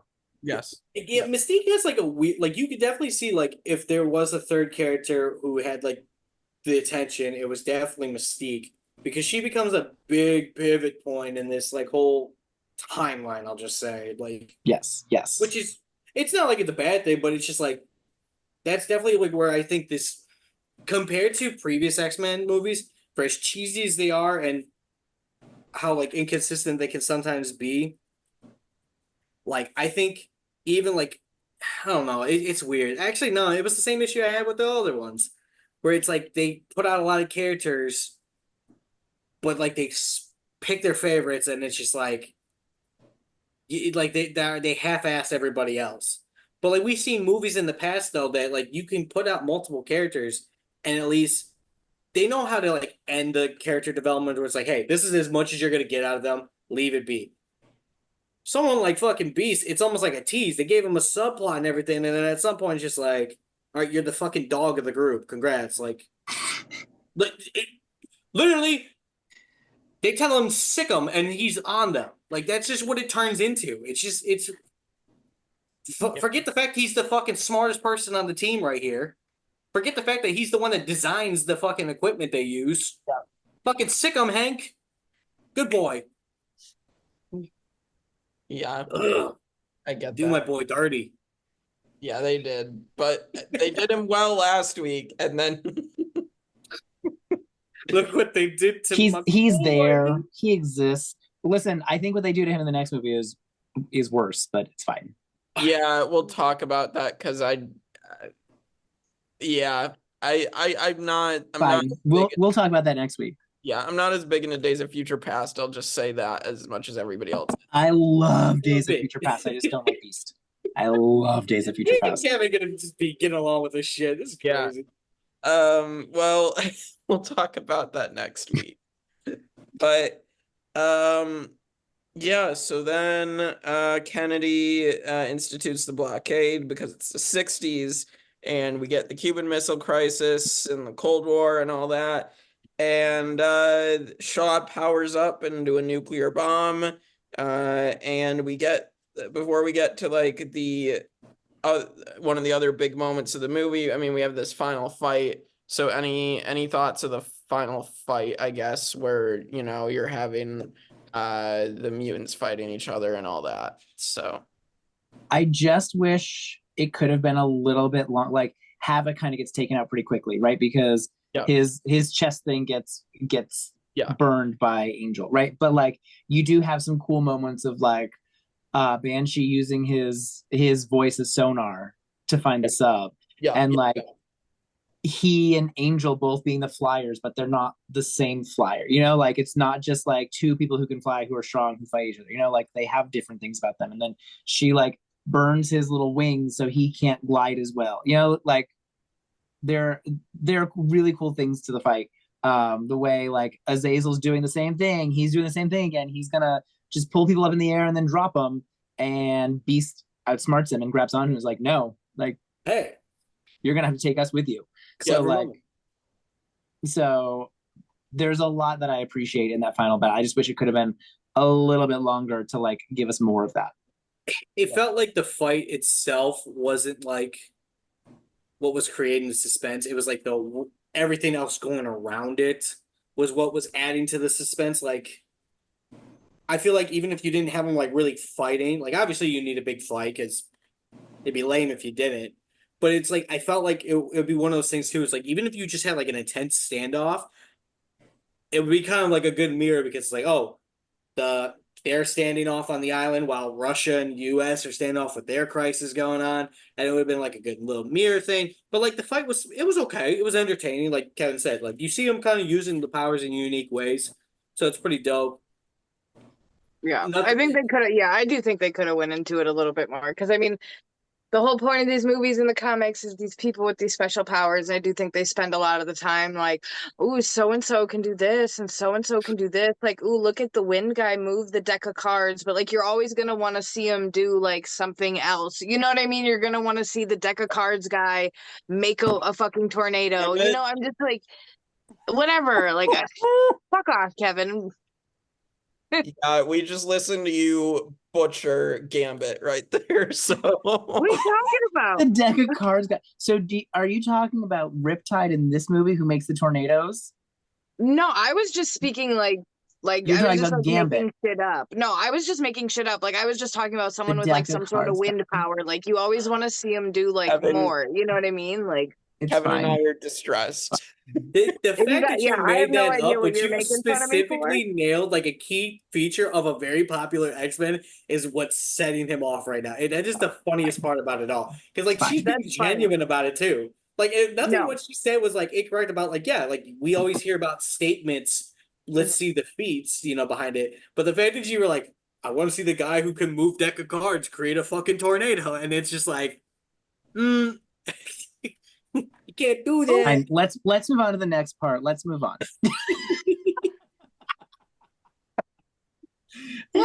Okay, so this is the next big moment of the movie. This is where Xavier is trying to get into Shaw's head, doesn't realize that Shaw is the helmet that Magneto is later gonna get from him. And so basically, in order to be able to get to him, Magneto lets Shaw throw him around and break the room, and then that allows for Xavier to get in, and Magneto just distracts him so Xavier can come and get the helmet off of Shaw. And this is the moment where Magneto finally gets his revenge on Shaw, and Xavier doesn't want him to do that. Magneto puts on the helmet, and so Charles can't do anything. He just has to experience Shaw literally getting the coin driven through his head because he can feel all of it, and just like, Okay. Yes. So like, first of all, like before they left, we get the scene where he's like, Charles, I'm going to kill him. Yeah. Like that's why Yeah. I'm here.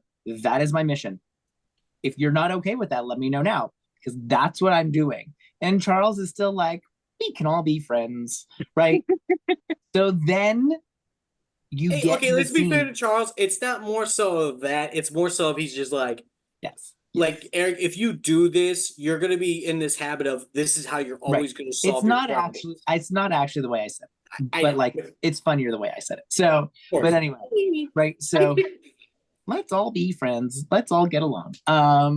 Right, No, let's it all is take much a more nuanced shot. of like you can't let yourself become this person, because if you become this person, then you are this person. That's not who you are. Yes, it's more of that, but like whatever. So then you actually get to the scene, and he's still like, he knows he has to control Shaw. He knows he can't let Shaw go, but he knows what Eric is going to do because he won't let Shaw go. And it's like, the way they film it of like the coin moving and going back and forth between Shaw and Xavier, like going back and forth, so you know that he's feeling it. It's so well done. Yeah. Also, fun fact: originally in the comics, Magneto's helmet, what becomes the iconic helmet, never could stop out Charles' telepathy. This was a movie detail that they created on their own. It was so popular, In the first such movie, a good idea, it became canon in the comics. Yes. Oh, wow. Yes. That was in the first movie, like, because there are a couple times in the first movie, like in the very beginning, where like Charles is still able to like get through the helmet, but then there's the point where he like taps his like. Well, he also at that point though too, Magneto plays it off of like, I know what it's like when you're my head. So like at this point, it's just like Magneto would like feel, yo, I know what it's like when you go creeping in his head, because I think they also do well established, just like when someone goes like when the telepath. Yep. Yeah, they go into someone's head. You could kind of feel it, like something's like a headache's happening. So that's how they played it off early on. But I do love that detail of just that was a movie thing that they brought over to the comics. Beautiful story. Like it's a great way to cover up a thing, because when you have a power like Charles, who, hey, I can control people's minds, and stuff like that. Oh, just make them stop. No, the helmet is like it stops you. It adds another threat. And also on top of it, it doesn't really fully stop him, because even Charles says, he's like, I can't hold this guy. This guy's got a strong mind. I have to put so much effort into this, which is why Magneto's able to take advantage of it and, use it. Yeah, Which is and I can see where the helmet would be a nice touch too, because it's not like something permanent where like it got welded onto, or like he's now in this like super suit that can't be taken off. Like it's a tangible object that it can be taken off of him. You know, we saw it got taken off of Shaw. It can just as easily happen to him. You know what I mean? Don't let power get to your head. yeah, and I think even at this point too, it wasn't until later. I think it's just because of Magneto's skill with his powers at this point. It wasn't something that Magneto could directly control yet. Like he couldn't imply the magnetic forces on the helmet yet, because we see later on, especially like in the latest X-Men like cartoon, Magneto wields his helmet like he just throws it around with his powers, but Okay. he gets better with his powers like as he ages, of course. You know. Okay. Yeah. Definitely. Because like a lot of people always forget. Oh, I gotta hit my lights. My shit got dark for some reason. What was happening? Yeah, I know. I'm confused too. Holy shit. That's insane. Woo. There he is. Yeah, but no, because a lot of people always get it mixed up because the simple terms with Magneto's power is like, oh, he controls metal. He doesn't control metal. He controls the magnetic fields. Yes. And part of like what he experiences later on is even if it's not something directly magnetic, he can make it. The coin, for example, is not magnetic, which is why he struggles with it early on. I mean, for a charm, he gets good. But as the more skills he gets, something that may not necessarily be magnetic, he's going to make it magnetic because he's just going to add that magnetic level to it. So, little nerd fact there, and little comic nerd fact about the helmet. Perfect. But, so It's crazy. Yeah, you must have been keeping all that knowledge in your sleeves. as you can tell, it's not much. It's just keep it out. Sarah's been waiting to say that. Oh, for sure. Oh, I'm gonna make a Twilight reference too. You just wait. I'm gonna get there. All right. I'm surprised it hasn't happened yet.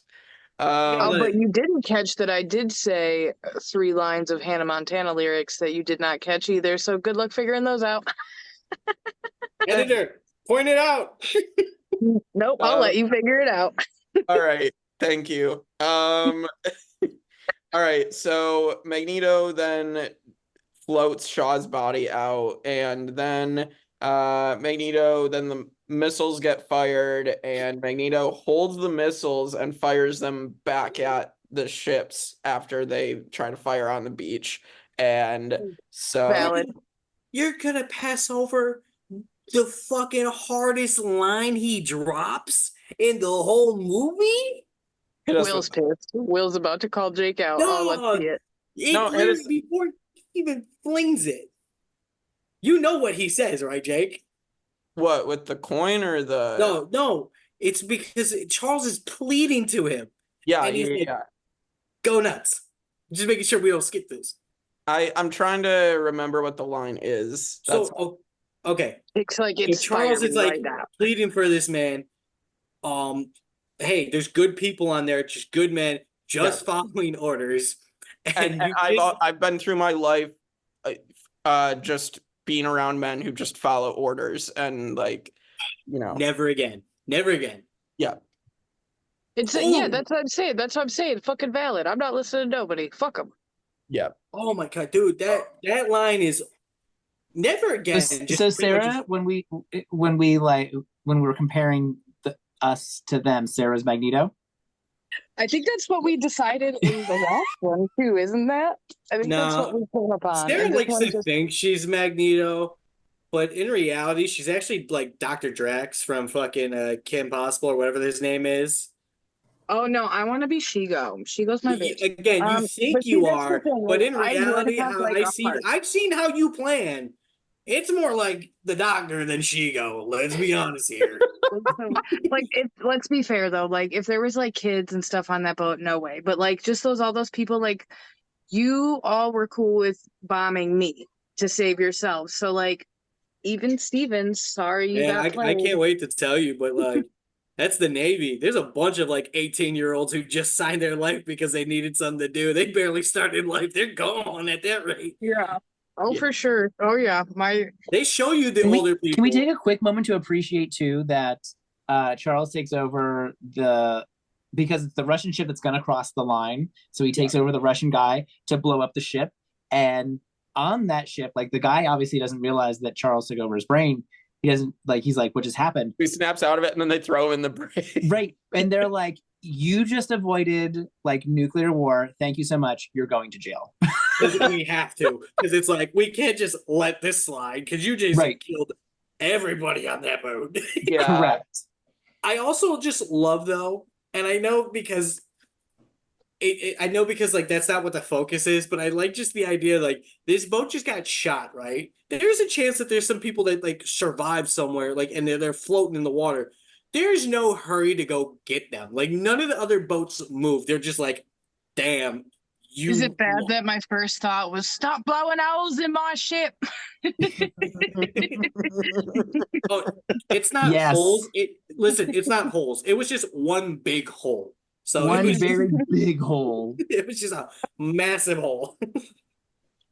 So yeah, back to the Magneto. So they're on the beach, and now Magneto's throwing the bombs back at the boats, and they're trying to stop him. Like maybe I'm being nitpicky now, but like I just felt like a lot of stuff was just like whatever, it was leading up to the big whole moment of like, you know, the whole fucking back thing. But like I felt like a lot of times like Kevin said with the fight scene, like there could have been more. Like I feel like they could have given you more like maybe stuff in the background, because I feel like a lot of this next part was a lot of those side characters just fucking standing around. Like fucking do something.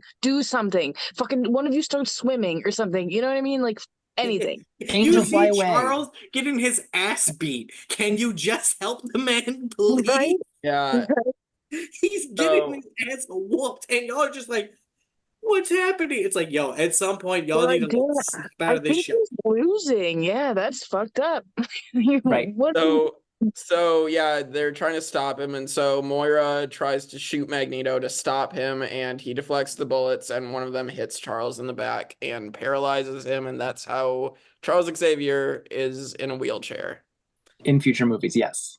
Yeah, kind of. I'm just saying, like, he wasn't, like, to not be also nitpicky, but, like, he was in a lot of pain. Like, he was like, oh, I've fallen and I can't get up and stuff. And then, like, he just went, and he was, like, screaming in pain. And then he just went on to have, like, a good 10-minute conversation with fucking Magneto. That's movie magic. I know, that's still, movie like, adrenaline. I feel like they could, I don't know, they could have just, something. That's just me being picky. Because, like, come on, man. Like, he didn't go into shock. Doesn't your back hurt? Like, come on, man. Like, you know. Well, okay, but he needed to be the one to let Mystique go, to let Mystique and Magneto go. Like, he had to be the one to do it. Yeah, I don't know, man. Yeah. So, like, he had to. For a 2-hour and 12-minute movie, they could have been a little more. The ending overall, I think, was just it was rushed in general. Yeah, so Mystique leaves Charles and goes to Magneto's side, and then all of Shaw's people also. And then Xavier opens the Xavier Institute and he wipes Moira's memory. So that happens because she's like, will I ever remember this? And you know, that happens. And so anything here, and then before we get our last scene of the movie. I think it was a little unnecessary to wipe Moira's memory, but whatever. Yeah, I mean, it felt like, honestly, I didn't catch that part because I thought when she went back to the office thing and she was like, Durr, I thought she was like pretending, like, oh no. That's the thing. She could have easily said those lines. Like she could have said, like, I just get faint memory sometimes. Yeah, I didn't catch the part where she's a woman in the 60s. All she would have had to say was, I'm having women issues, and they would have been like, oh, silly woman. Right? You shouldn't have been in the battlefield. As soon as she said she remembered a kiss, they were all like, ugh. Right. Of course, the woman remembers a kiss. Exactly. Like it's the 60s. They don't think women can have memory, even though she was like actually pretty kick-ass. One thing I will critique her, what the fuck kind of shot was that? You had a full fucking body on Magneto. Literally the biggest target you could hit, and you go for a fucking headshot on a guy wearing the helmet that you know is an issue? Right. Hit him in the body. Hit him in the fucking body.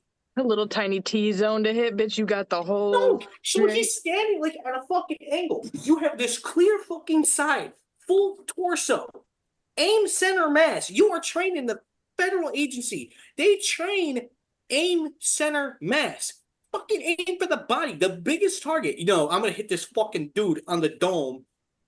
And it's just like, and then also, like, literally, she could have fucking saved Charles from being paralyzed and stopped the missiles from fucking hitting the ship all with one shot.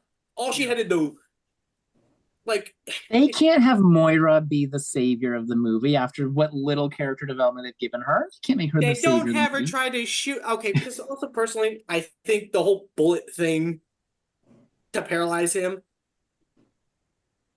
I don't know. I don't know what I was expecting, but seeing that, I was just like, oh, Yeah. okay, that's how it happened.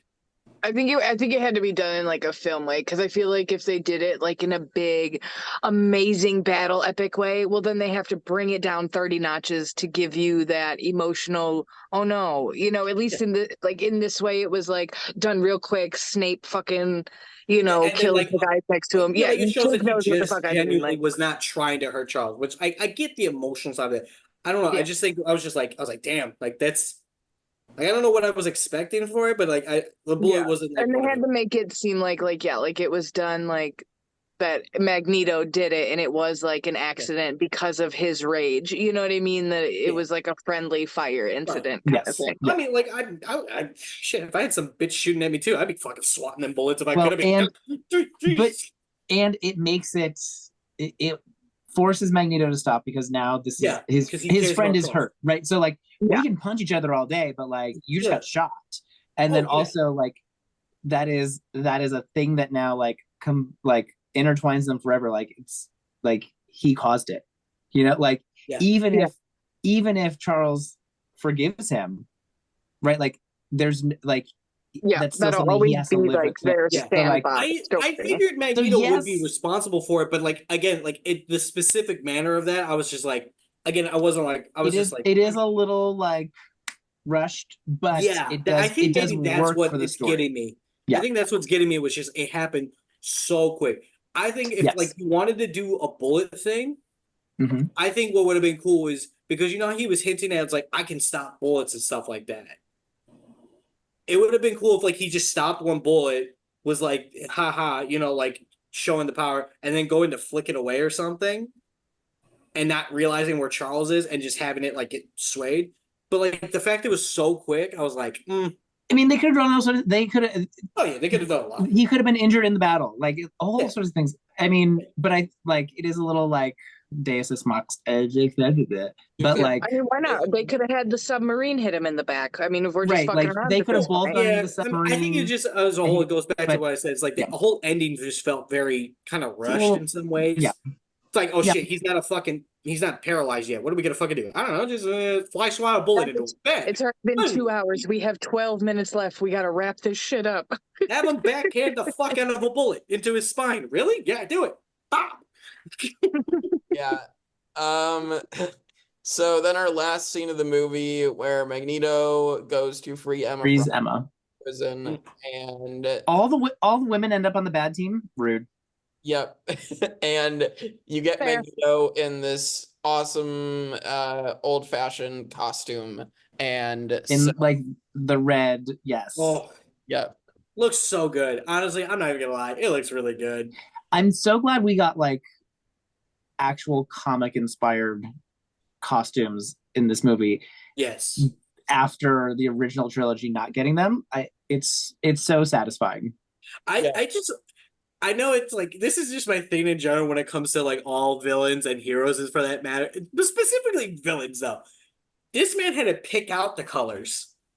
I wanted to know, like, I just wanted to see like a blooper or behind the scenes of just like a little parody of like Maggie be like, God, that color looks awful on me. Nope. Green, no. Ooh. Blue, no. Ooh, that brings out my eyes. Okay.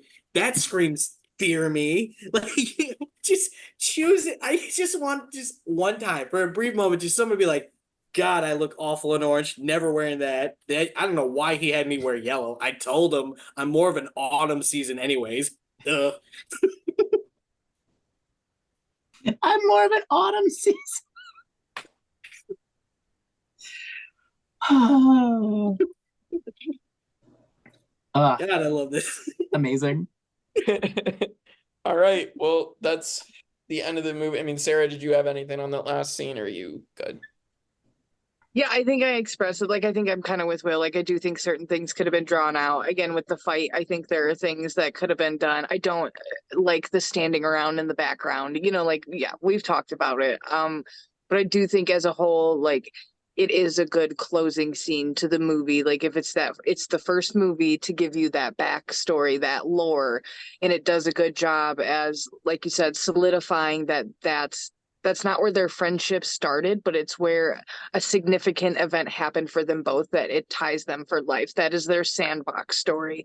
So anytime that something happens, that's the moment that started everything to them, So I think it was a good ending to this movie. I'm excited to see where this goes now and how the story plays out. I'm just hoping that it's just not shit. But like the last one wasn't good. This one was great. So like I feel like there are going to be bumps in the road. It's just what you take away from it. I love we're skipping X-Men Origins. We're skipping the Wolverine. And we're skipping the Wolverine is fine, but it's not great. But it's fine. Better than Origins. Yeah. But you're gonna watch Days of Future Past, and listen, the timeline's a mess. Don't get too caught up in it. Just enjoy the movie. That's the part that makes me not love it as much as everybody else. But like there's some really good stuff in it, but we'll get there when we tease this with our rankings. Yeah, I'm still confused at Mystique fucked who and had a baby? Azazel, the red guy. Nightcrawler. Oh. That's comics. I mean, None of that's been established here. Yeah. We don't have proof that happened here, but that is the like that's the rumor. Trust me, when we do see Nightcrawler again, I was crunching the numbers. The calculator said, "Fuck you, we're not doing the math, so we're just gonna pretend it wasn't a thing." All right. Well, we're not paying attention to dates when we do X-Men movies. Ooh. All right. Well, yeah, that's clear because other movies just literally skip a decade and no one ages. So. They're mutants. It's always everybody's hidden power slow aging, even if you don't have a healing factor. Right. Well, anyway, let's get to our rankings. So our current rankings, movies. So we'll do we'll add First Class here first, but X2, X-Men 1, and Last Stand is the order right now. I personally would still have X2 as my number 1, but First Class is a pretty easy, at least number 2 for me. I won't be mad if you guys push it to number 1, but that's just where I stand at the moment. I just think I think X2 felt like just a little bit more of a complete or a better movie to me. But this wasn't bad by any means. This was still a really good time. Is it possible to have 2 at number 1? Because like I did really enjoy that one, but I do, as a new person coming in, you know what I mean, to this completely like new, I love a good backstory, so like I like this one because it gives you a preface to like what they turn into, so like it's almost like you can't have those other ones without the backstory. So like I would put this one like way the fuck up there for sure. Yeah, I mean, just for like the story it gives. Right, I get that. For just the sake of I don't want it to necessarily have a tie. I think we should break the tie. Yeah, I don't think we should leave a tie. Speaking of ties, Kevin likes to break ties. You leave Cameron out of this. No, I would still put it at number 2 because I think while this is even better than I remember, right? Like in my memory, based on my memory, if I hadn't rewatched them, I would have put this below the first movie. But after rewatching them, it's definitely above the first movie. But I would still say, like, I just think X2 is like, I think the mistakes in this are more egregious than the mistakes in X2, if that makes sense, right? Like they both have faults, but and they both have highlights, but I think that the faults with this movie are just a little bit like more like they're more avoidable, right? Like things like them not fighting in the background when Charles and Magneto are fighting, or killing off Darwin when you didn't have to kill it. Like some of those mistakes, like X2 doesn't make as badly, right? Like they take Cyclops off the board in X2, but like it makes sense within the story, right? Like Like, you couldn't not have Cyclops in the movie.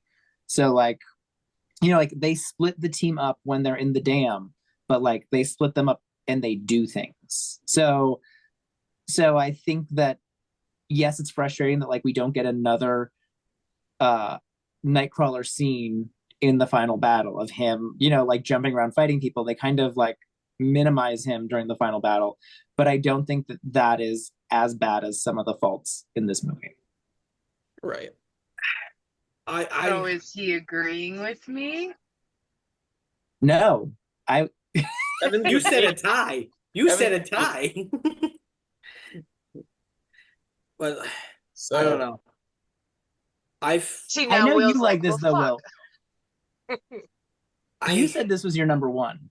I know. I remember that, so I know already. Yeah. Like, I do, but it's like you bring up you guys both bring up good points about X-Men 2. Like, Jake, like, you nailed a lot of it. Like, I think X-Men 2 probably is a bit more complete.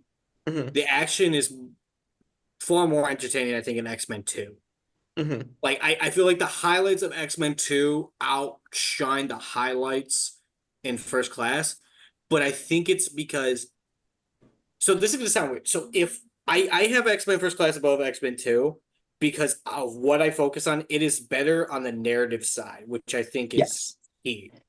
I think they do a lot more. Rushed. Yes. The ending's a bit rushed, but, like, when the main star is, like, when they play to their strengths of essentially of Eric and Charles, specifically more Eric, but, like, they play to that strength, and, like, the actions, while it's maybe not be as glamorous or like spectacular as in X-Men 2, because I think the best, like, action scene in X-Men 2 was the mansion invasion and Wolverine's cutting down guys. Like, that can't be topped.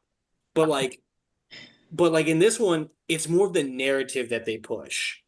And so it's just like, I really like it. I think it does a great job telling a story and, like, being able to add so many different types of layers of what's going on in the world around. And relating it to the Cuban Missile Crisis and the Cold War is a great fucking, like parallel story and, like, real world event going on, because it kind of gets you in that mindset of what's happening. Like, everything's already on edge. Now you have the mutants coming out on top of it. It's like, yes. oh, and shit. And at the same time too, it sets up X-Men 1, where we're in the modern world at that point, right? Like, we're not in a completely different universe. We're in the United States. Like, they're on the Statue of Liberty. So, like, that they could tie in to real world events so that it still makes sense that when we get to X-Men, we get to 2000, we're still in the real world. We're still in the same world. Right. I do appreciate all that. I still just have X2 as number one. I'm probably outvoted here, and that's fine. Like, I'm not gonna argue. Like, I have X-Men First Class over it because I think we're technically at a tie now, right? So we would need Cameron. Oh God. We're technically at a tie. Me and Will have it at 1.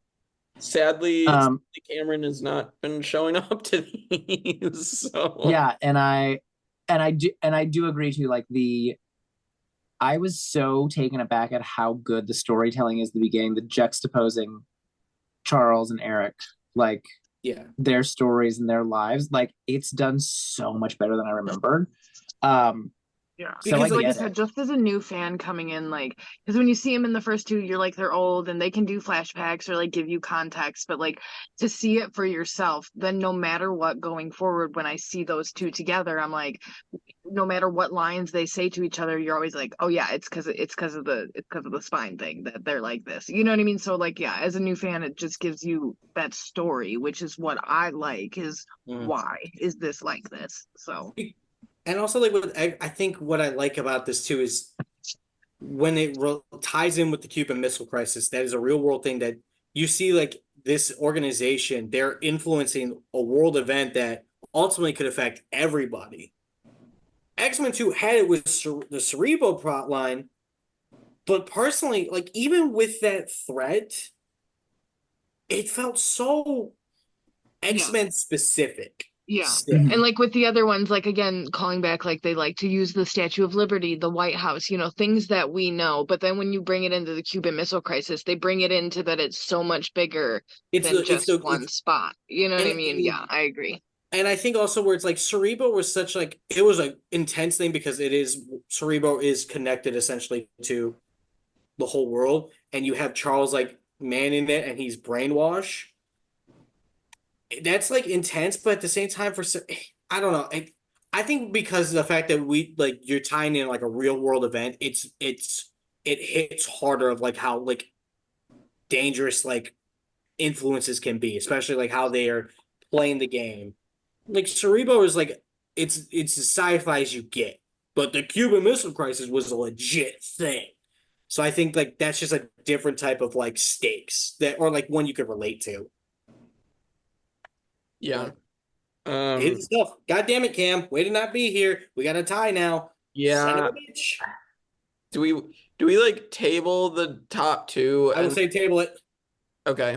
We could put it up to a vote, up to the fans. We could tell them we have an issue. You know what? Maybe that we can do that honestly, and let's just put it up to the fans. Yeah. Okay. Yep. We'll leave it up to the fans. Yeah. You, the fans, break the tie. Those two are definitely 1 and 2. I do see what you're saying. I do see why it's number 1. I just, like I said, I don't think X2 makes as big mistakes as this movie does make, but this movie, the things that it does right so well. I get it. Mm-hmm. I'm just like, I'm sitting here and I'm like, I'm listening to you, Will. I just don't think I can do it. I just love X2 so much. Well, that's me with the X-Men too. It's just like I get it because like it's right there. Like because what one movie does really well, it's like the opposite of what the other movie is. Whereas X-Men 2 was really good with the action. Like it was always engaging. You always love seeing like they do a great job at demonstrating powers. And even like, I'm not even gonna lie, the Stryker and Wolverine subplot was intriguing. Like it was a nice way of tying some things in. Yeah. But like X-Men First Class, like you don't get better than like the Charles and Magneto storyline of them driving it together. But they do story things in X2 so well too, like the coming out to Bobby's parents and like all of that is also so good. So like I can't do it. I appreciate it's a very convincing argument, but I can't do it. Right. I can't do it. At least we're agreeing that these are the top two. Definitely. These are definitely the top two. Yeah, 100%. All right, and then X-Men 1 and 3rd and last stand and last. The last stand, yes. Well, for now. Yeah, we can go ahead. I watched Wolverine Origins. We can put Origins Wolverine below. Yeah, we can just go ahead and put that there. We skipped it for a reason. Yeah, I mean, 3 of us have seen it, so we're just let's just put. Sarah, just take our word for it. Just take our word for it. You don't want to watch it. It's fine. What I will say about Origins Wolverine is we'll mention it when we get to Deadpool, but like and Deadpool 2, like it is where Ryan Reynolds first comes in as a version of Deadpool, but they butchered Deadpool completely. So do you want to know a fun fact about that movie that is like the only fun fact about that movie? Young Wolverine is played by Troye Sivan, the like super gay little twink singer. Troye Sivan was Baby Wolverine. I looked it up. Fun fact. I will say with Origins Wolverine. Remember, it's still Pride Month, so get your gay facts by Kevin. Yay! Representation matters, people. Yeah, it totally does. So I will say I do like Liev Schreiber as Sabretooth. I think I said that on past episodes, but he's like the best part of that movie. So Rage. Yeah. Him doing that little like animal run was really good. Dude, his just fucking monologuing is just yes, but like he looks like a genuine threat. Okay, so all right, since we're just on this little topic here, like I recommend, if you haven't done it already, they did it for like this is a case where the hype, the build up for this movie was better than the movie itself.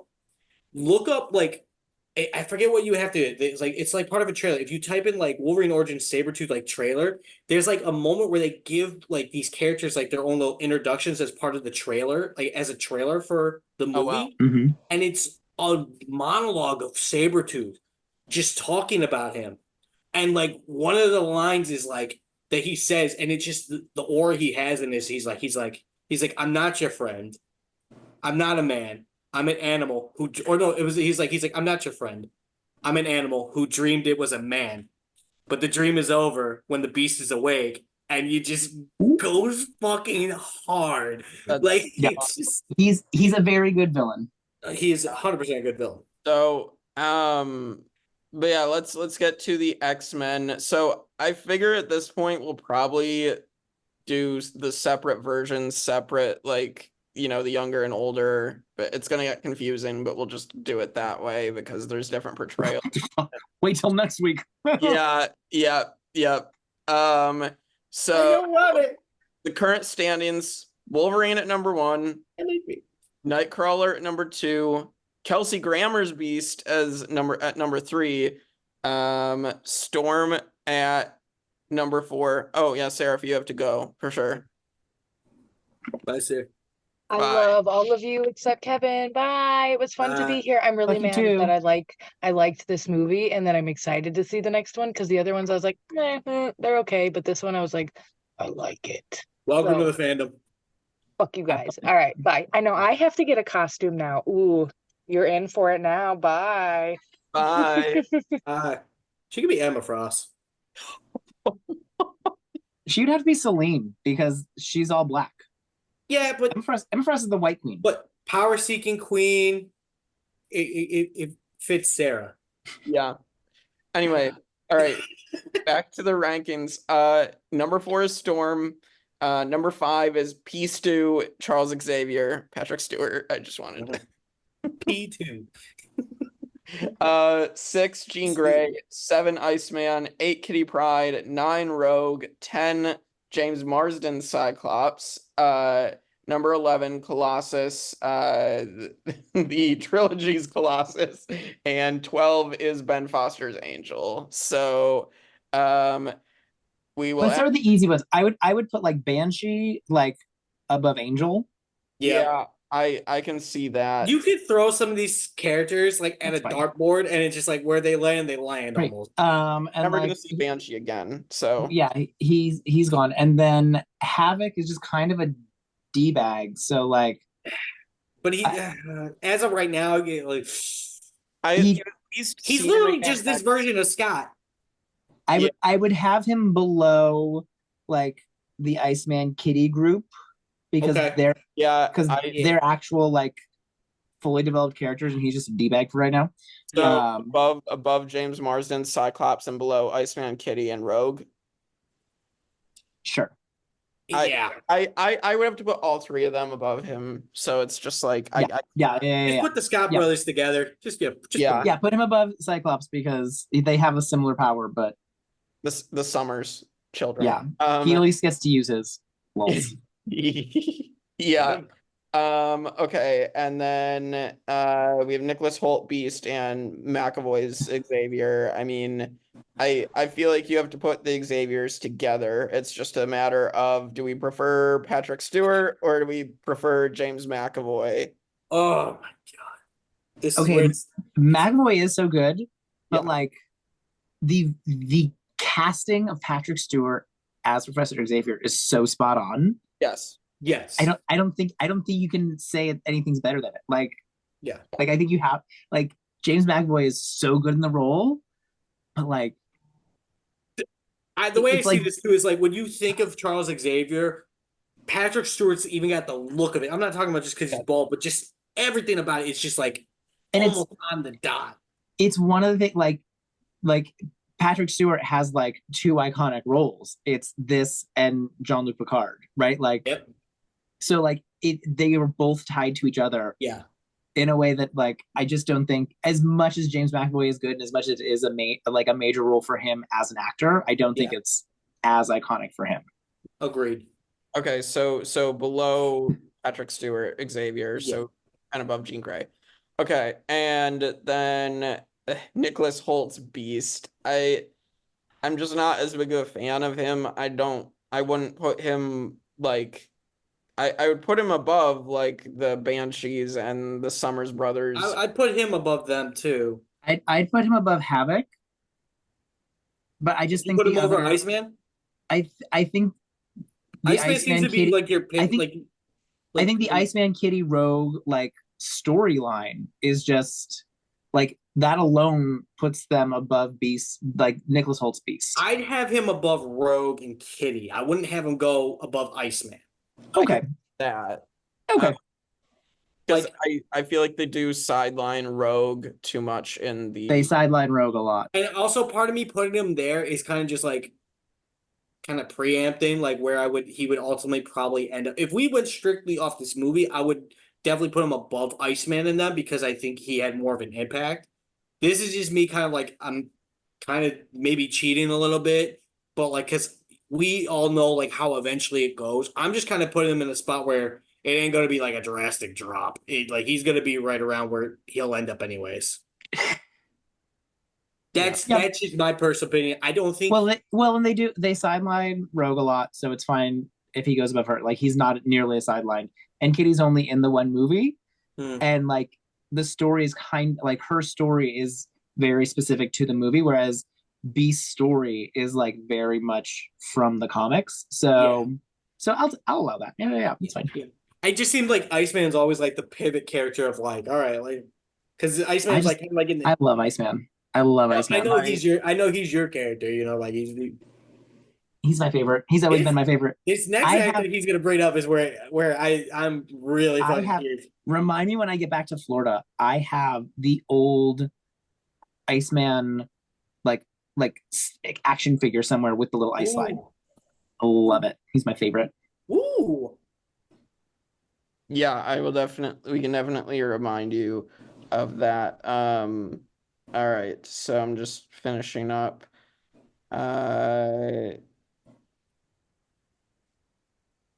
So, all right. I'm almost done writing these. Do you write them by hand? Yeah, yep. I am doing. Jake, make a Google Doc. Yeah, I can just do that. Honestly, we're not cavemen, SpongeBob. We have technology. Jake's sitting there erasing one name at a time, like erasing with pencil and putting on the next line below. Yeah. He speeds this up in the editing where he's just like, let me cut out this section of where I'm writing things down for an eternity. Okay. So number 1 Wolverine, 2 Nightcrawler, 3 Kelsey Grammer Beast, 4 Storm, 5 Patrick Stewart Xavier, 6 James McAvoy Xavier, 7. Can we throw? Sorry, I don't mean to interrupt. Can we throw young Magneto in this? I mean, he'll go on the villain side. Did we really call him a villain in this one? Because at the end of the movie, he leaves and becomes the villain. So that's why I think that's I get what you're saying. Fair for continuity purpose. Yes. Makes sense. I know what you're saying because I was thinking the same thing, but I think it makes sense. Jake, you're ultimately the boss. You make the decision here. I think we got to keep him in villains, but like it's again, I mean, Magneto is a complex character, so he's more than just specifically a villain. It's just kind of weird. You keep reading off the list. I gotta. Yeah, 7 Jean Grey, 8 Iceman, 9 Nicholas Holt's Beast, 10 Kitty Pryde, 11 Rogue, 12 Havoc, 13 James Marsden Cyclops, 14 the OG trilogy Colossus, 15 Banshee, 16 Angel. So that is that. And now the villains, we have Michael Fassbender's Magneto, we have Jennifer Lawrence's Mystique, we have Riptide Azazel, Shaw, Emma Frost, and Angel Salvatore. And so I mean, let's go ahead and just put Riptide at the bottom now because Riptide doesn't even speak. Yeah. Put him down there. That works. I'll read off the current rankings real quick. Ian McKellen's Magneto, number 1. Stryker, the X2 Stryker at number 2. Rebecca Romaine's Mystique at number 3. Pyro 4, Lady Deathstrike 5. Tyler Maine's Sabretooth at 6. Toad at 7. Dark Phoenix at 8. The Omegas at 9. And the Juggernaut bitch at number 10. Okay, So proud. so So proud of and you. I would put Angel above the Omegas. Who's right above the Omegas? Dark Phoenix. Yeah, I'd put her right above the Omegas because she at least has like an arc. You know, Just like because she's a stripper doesn't automatically mean she's gonna they has an recruit her arc. for the good guy team. She joins the bad guy team. You know, I would So she's above the Omegas, you're saying? I would put her above the Okay, yeah. Omegas, and then Below I Dark would Phoenix. Yeah. yeah, and then I'd probably put Azazel. I mean, right near her because I would say around he is Sabretooth level. Because like true, true. I was thinking that below Dark Phoenix, but yeah, like because Dark Phoenix sucks so much. yeah. Yeah, like around the Sabretooth, like above Sabretooth, I would just because I think he's cool. But if we say below Sabretooth too, that's fine because Sabretooth is also cool. Yeah. I mean like I think they like almost play a similar role. They play an intimidating feature, they stand the fuck out because of their appearance. They're like almost the muscle of the group in a way, oddly Yeah, enough. yeah. I'm I'm gonna say Azazel can be above Toad and below Tyler Mane's Sabretooth. I just Perfect. yeah. Perfect. Right in the middle with them. That's kind of like Uh, yeah, that's a good little group right there. All right. Uh, So then that leaves us. Oh, we got to do Emma too. Leaves and us Emma. with Emma and Magneto and Mystique. Emma, Magneto, Mystique. I would say Emma is very cool, Mhm. but this version of Emma is not great. So I like, believe it or not, I like this Emma more than I like Mystique. And I don't like young Mystique as much as I like old Mystique. Oh, for sure. Yeah, Rebecca Um, remains. Which is weird because like this Mystique gets a lot of character development. But like again, so this is where I was bringing up like the whole like should they be on the list because I don't think it's fair to judge antagonists because we literally get split seconds of it. If you want to for just to keep characters with characters, I'm fine with it. Yeah. But I I would think the way we're put- judging them though, like to where we want to place them, it's ultimately not going to be on like on how villainous they are, and essentially. yeah. I get No, that. it's just where we put them. I Yeah. would say because what it's so it goes Pyro, then Lady Deathstrike. Lady Deathstrike, then Pyro. We moved Pyro up from. Yeah, Pyro decided to move up. That boy. Yeah, Pyro's above Lady Deathstrike. I would say maybe she should be between them. Emma Frost. Yeah, I could. We should do that. I think she's below Pyro, but above Lady Deathstrike. I don't think she's as good as Pyro, but she at least has like lines. Yeah. Yeah, that's fair. I mean, you know what she is actually. Now that I think about it, the way they use her was how they used Mystique in the X-Men movies. Pretty face, you know she can infiltrate and she can manipulate. She has her little power scenes, and then it is kind of like abruptly sidelined because it was like that with X-Men 1. Like she Mhm, had her moment, mhm. then got fucking stabbed, and then out on the side. X-Men 3, she got literally taken out, like, you know. Yeah. So I think Emma Frost is like in that similar boat, but not as, I guess, not as glamorous, I guess, as what Mystique was. So yeah, probably around where Pyro. Oh no, Emma Frost like probably around where Pyro Yeah. was or below. Yeah, below Pyro, I would say. Yeah, because I'd we say had below Pyro, Mystique at above what, Lady 3? Deathstrike. Hmm. Because we had Mystique at 3. Yeah, Rebecca remains at 3. Yes. And then who's below her again? Below. Then Pyro, right? Yes. Yep. Then Pyro. Yeah. Yeah. I might want to call like a fucking audible and put Pyro at 3, Mystique at 4. Mystique in those first movies, like her fight scene with Wolverine is so good. Yeah, yeah. You know what? I'll give you that. Yep, we'll give you that. All right. Yeah. So that leaves us with leaves with Magneto. We have Young Mystique. and Jennifer Young Lawrence. Mystique. Oh, and Young Mystique. Oh, Young Mystique is That's what I'm saying. Like, She- yeah, like okay. So here's the thing: Young Mystique in this movie is meh. She's fine, but she doesn't really do much. The next movie, she's like the crux of the movie, and she's so. And then Yeah. so let's. So we're gonna not do what I did with Beast, and we're gonna put her for where she is now. Probably, I would say definitely below Pyro, above Emma. So probably she would just take bump. I'd say Emma down. yeah, So go Pyro, Young Mystique, Emma, if I remember that order. Yep. Mhm. Yep. Mhm. Okay. Gotcha. Yeah, that seems right to me. I don't know about y'all. Yeah, that seems right to me too. agree. Okay, And and then then Ian McKellen and Michael Fassbender's Magneto. Between them, I just find Ian McKellen just more iconic as well, as similar to Patrick Stewart. Michael Fassbender was great.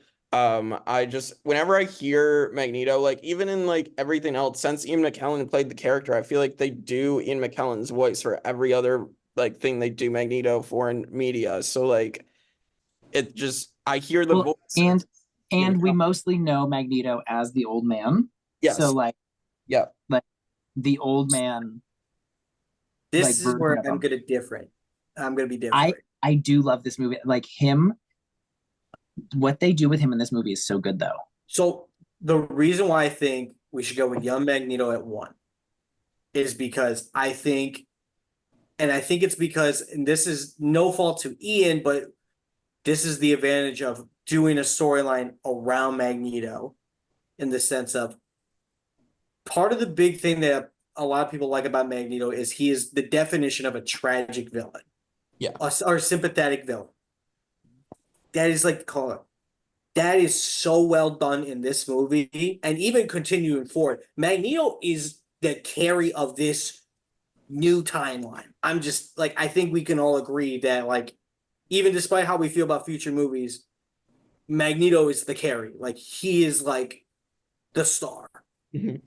And I think how they are able to demonstrate him, even like in his young age, he's able to be skilled with his powers, skilled with his mind and how creative he is, charismatic he is, like just like Ian, but I think it's shown better. I would put him at number 1 over Ian because I think everything he was able to do, it was because they allowed him to do, and we actually seen the great feats that we always talk about what Ian can and do. Like Ian's Magneto, we had the iron scene, the blood in the iron scene. Yeah. Forever iconic. But and again, I'm breaking some rules here and jumping the gun a little bit. Young Magneto's got a lot of feats and a lot of visual like screen things that happens that I think are just fantastic. Like Iron Blood scene, Iron Bridge are iconic. Can't take that away. Mhm. But I just think the performance and just what he's able to do to convey emotions in a young upcoming Magneto, I think it deserves to be in the number 1 spot. I'd take young Magneto over older Magneto. I do agree with like that point of being able to convey the emotions because we see that part of Magneto with Michael Fassbender like very prominently, and Yeah. So like it's one of those tough ones, and like I really think he should be number 1. The Magneto in this movie goes through so much. Mhm. Like him hunting down the Nazis, like him sitting there with Charles and being like, I'm going to kill him. Right? Like some of that is so good. Here's where I think I might be able to convince Kevin to where young Magneto should be number 1. And maybe you too, Jake, but I know especially this might hit with Kevin. So take X-Men 97, that older Magneto we got. yes, Between the two actors, if Ian and oh my god, I'm blanking on his name. Michael Fassbender. Yeah, Fassbender. You know how we see emotional that Magneto is, especially when he's talking to the United Nations. I think they were at, where he was talking about don't let me fail you. Who do you think would convey that emotion better, based on what we've seen in this movie? Michael Fassbender or Ian Fassbender. I think Fassbender and it would be able to pull off an emotional scene like that. Yeah, I think Ian McKellen is the more iconic version, but Yes. I think this version is just like Yeah. Because you get Just goes everything through that so Ian much. provides. Ian provides this Yeah. very well stable, like he's put together, like it's like he's like, I'm here now in a peak sort of thing. Like you see the wisdom with Ian's performances, but with like Michael Fassbender, you see the growth, you see the rise, and you also see that Yeah. like even despite him learning still, he's still ahead of other people in terms of like a mentality. And so No, I'm convinced. I would okay. Yeah, You've I'm convinced me. convinced too. So Will's arguments convinced us. I mean, Ian's number 2, like a solid number 2. Yeah. And Magneto was just gonna run the board on the top, like I mean, there's you. yeah. What are you He gonna is do? he is the X-Men. Like Yeah, he is. he is the X-Men. He is the most iconic X-Men villain. Yep. All right, so the rankings are now Michael Fassbender, Magneto, number 1. Ian McKellen, Magneto, number 2. Rebecca Romaine's Mystique, number 3. Pyro, number 4. Jennifer Lawrence's Mystique at number 5. Emma Frost, 6. Lady Deathstrike, 7. Tyler Mane, Sabretooth, 8. Azazel, 9. Toad, 10. Dark Phoenix, 11.